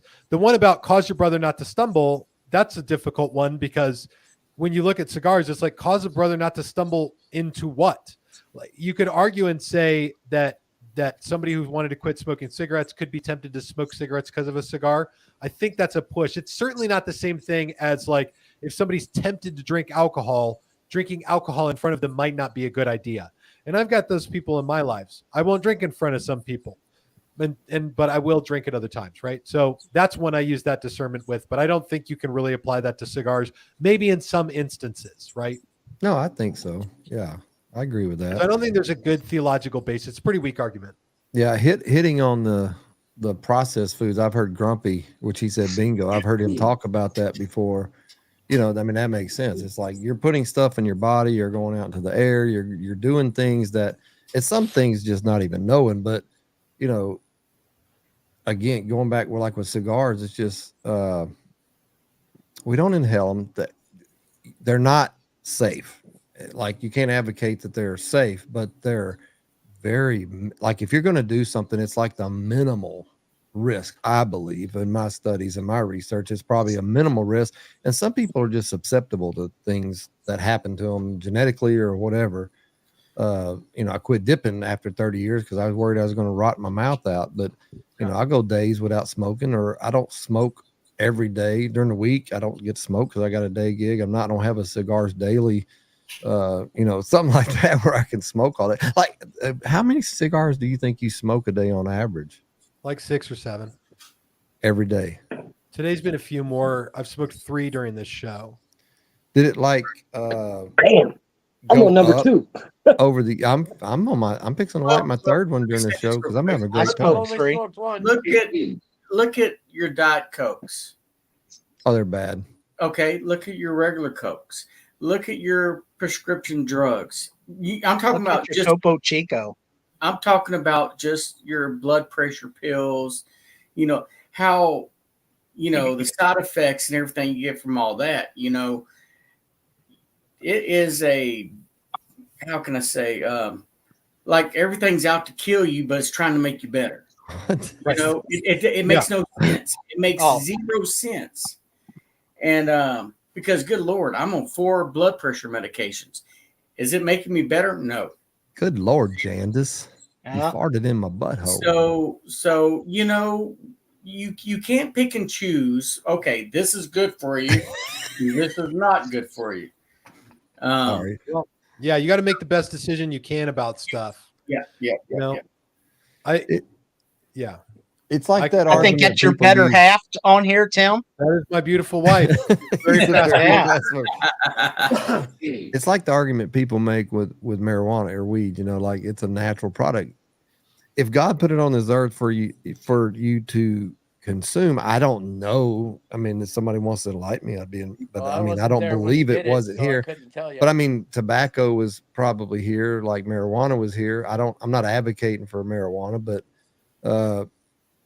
to each his own.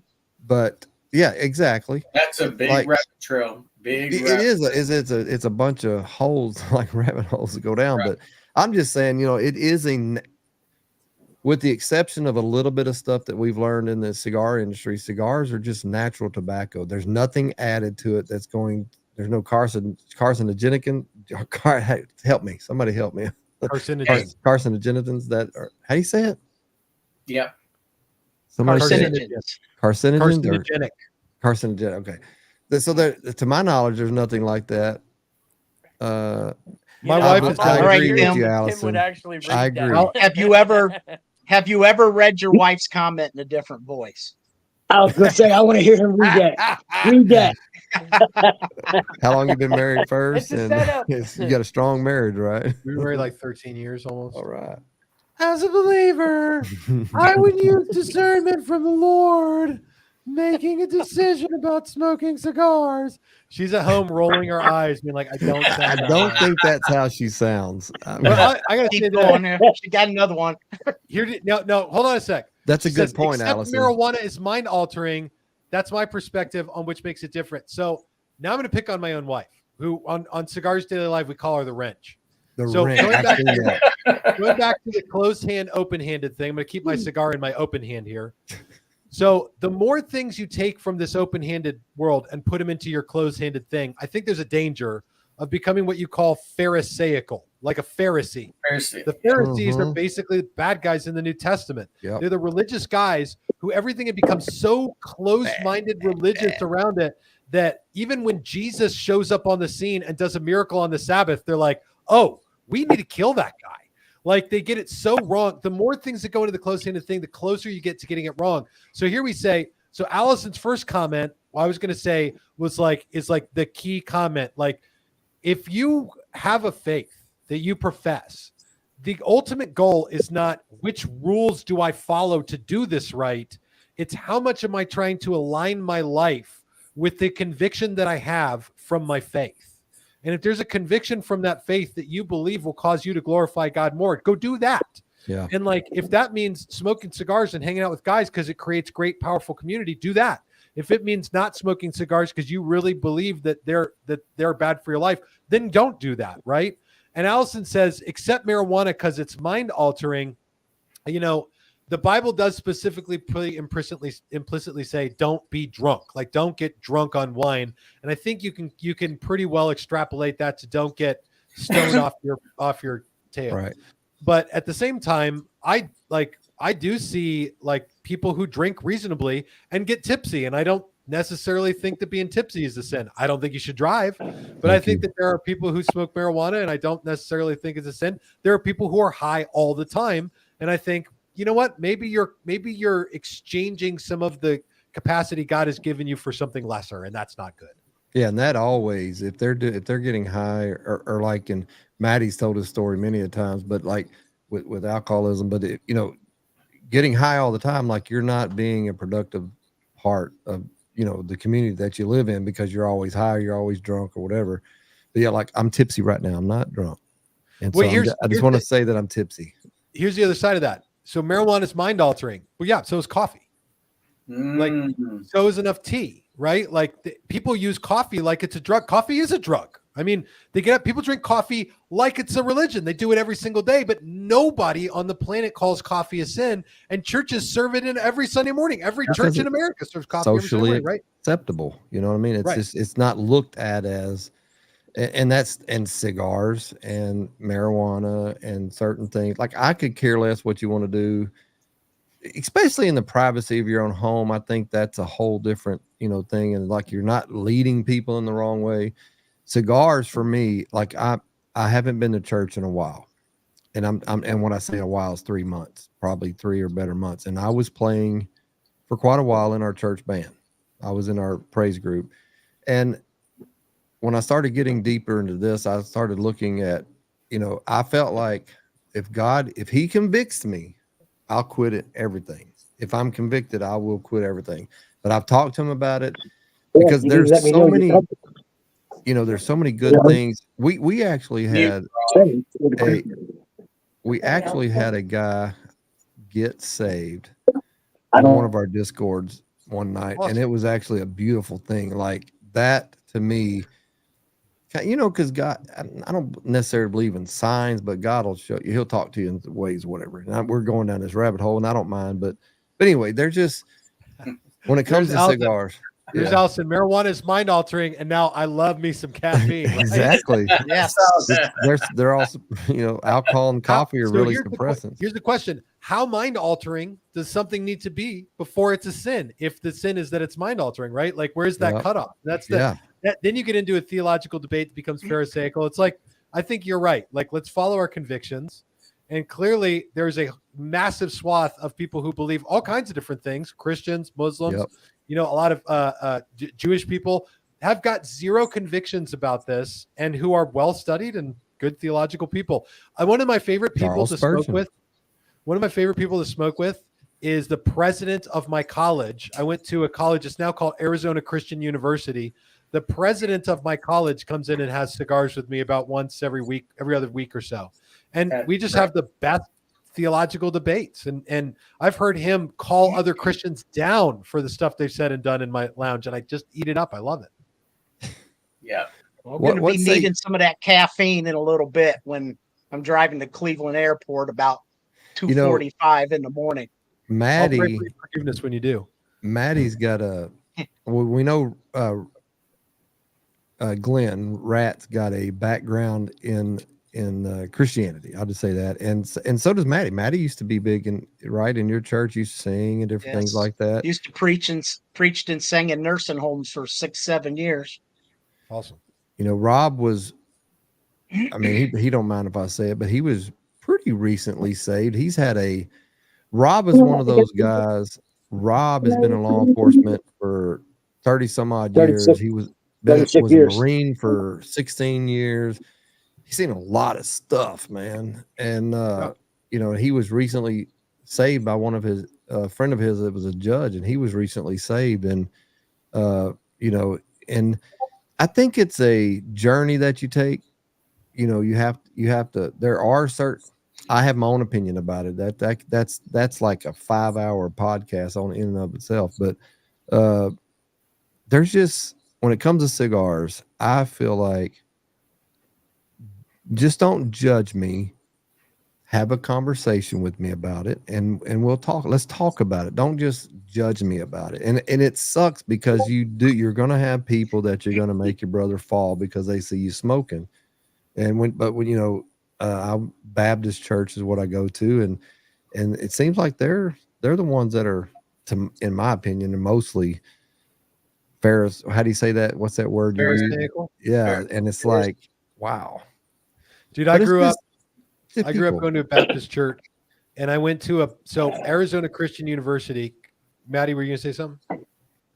I'm agreeing. Baptist, hardcore Baptist church growing up. All right. So I grew up in a Baptist church. Yeah. Let me say this real quick. Okay. I got to get up at 2:00 in the morning, so I'm going to get off here. Okay. Tim, I've never heard of you before until the Cigar Dudes. What? They talked about you getting on the podcast. I don't watch podcasts, all that. I just want to say it was an honor meeting you. I learned a lot from you the little time I was on here tonight because I was late, of course. Thank you for coming on the podcast.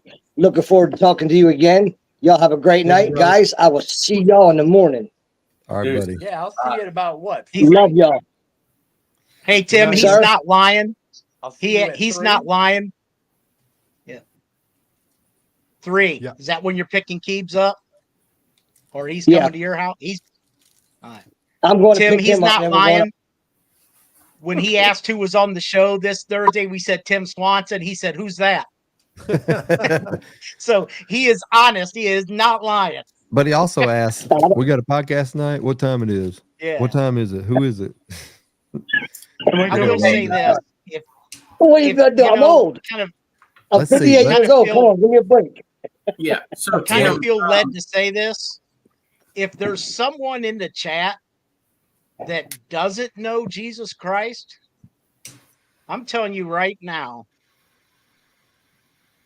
accepting Christ as my Savior on December 7th, 2003 was the most life-altering decision I ever made in my entire life.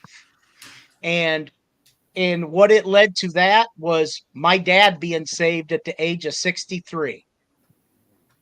Love y'all. And life-altering.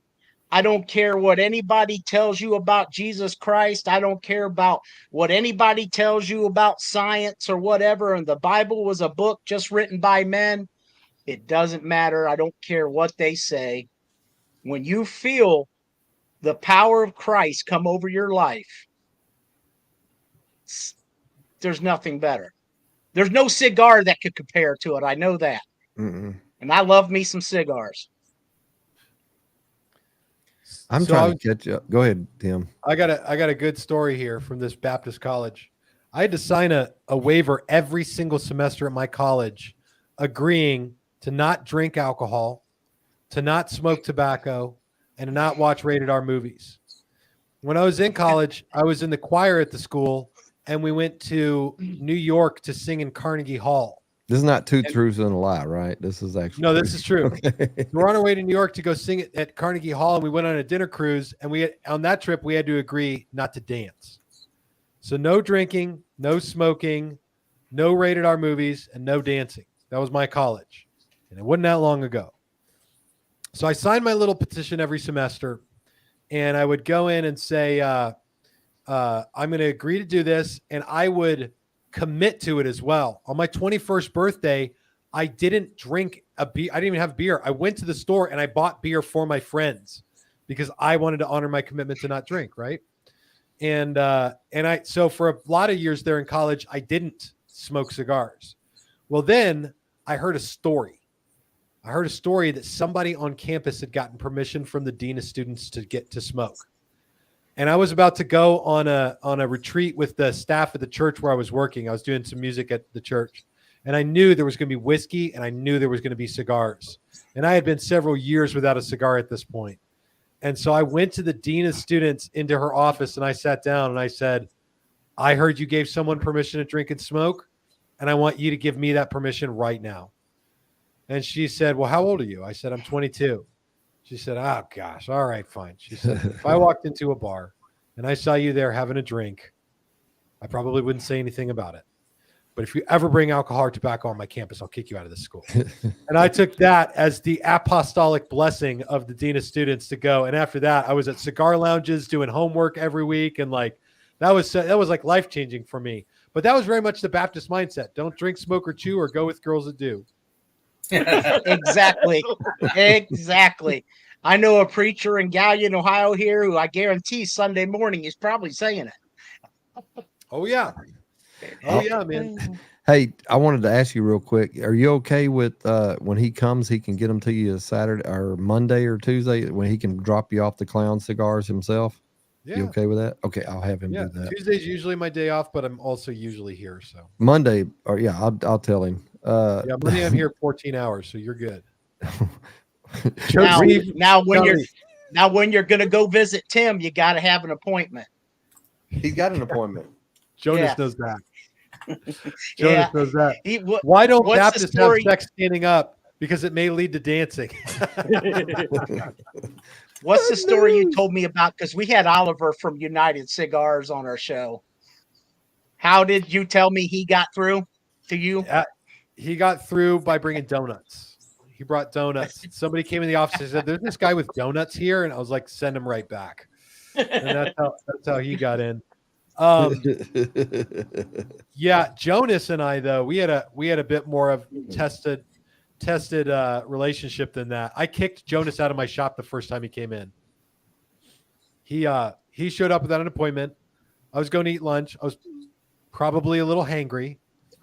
And he comes in. He's like, "Hey, brother, I'm Jonas from Blackbird Cigars. And I want to tell you about these cigars." And I was like, "Who are you? What do you want? Do you have an appointment that I forgot about?" And he goes, "No, man, I don't have an appointment. I just showed up."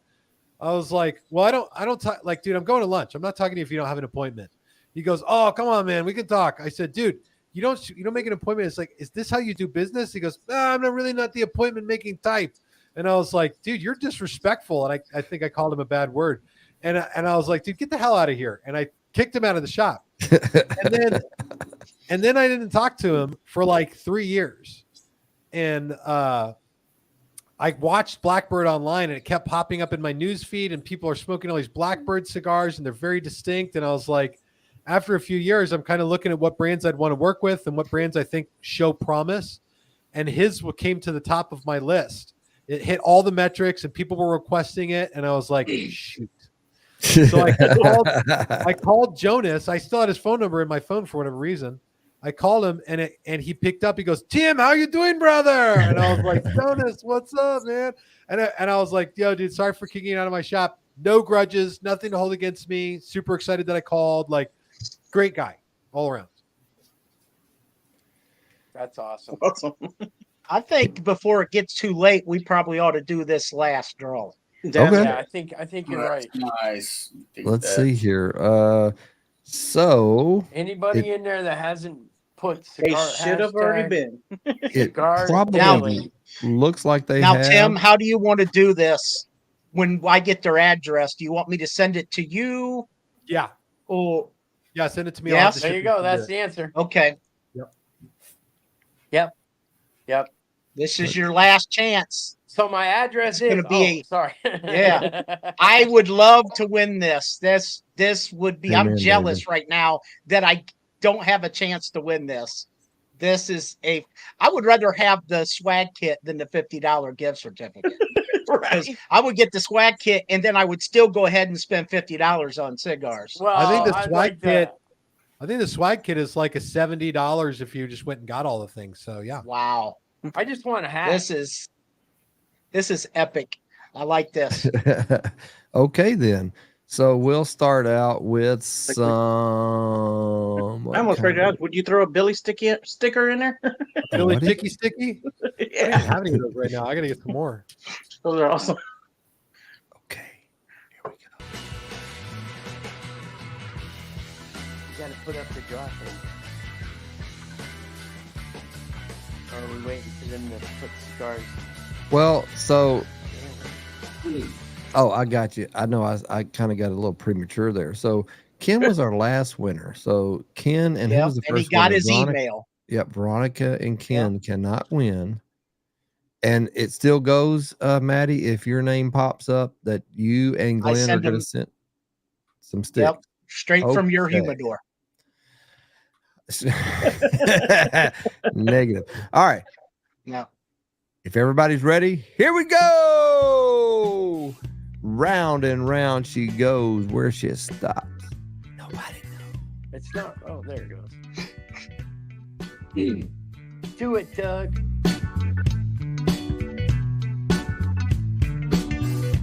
Wesley,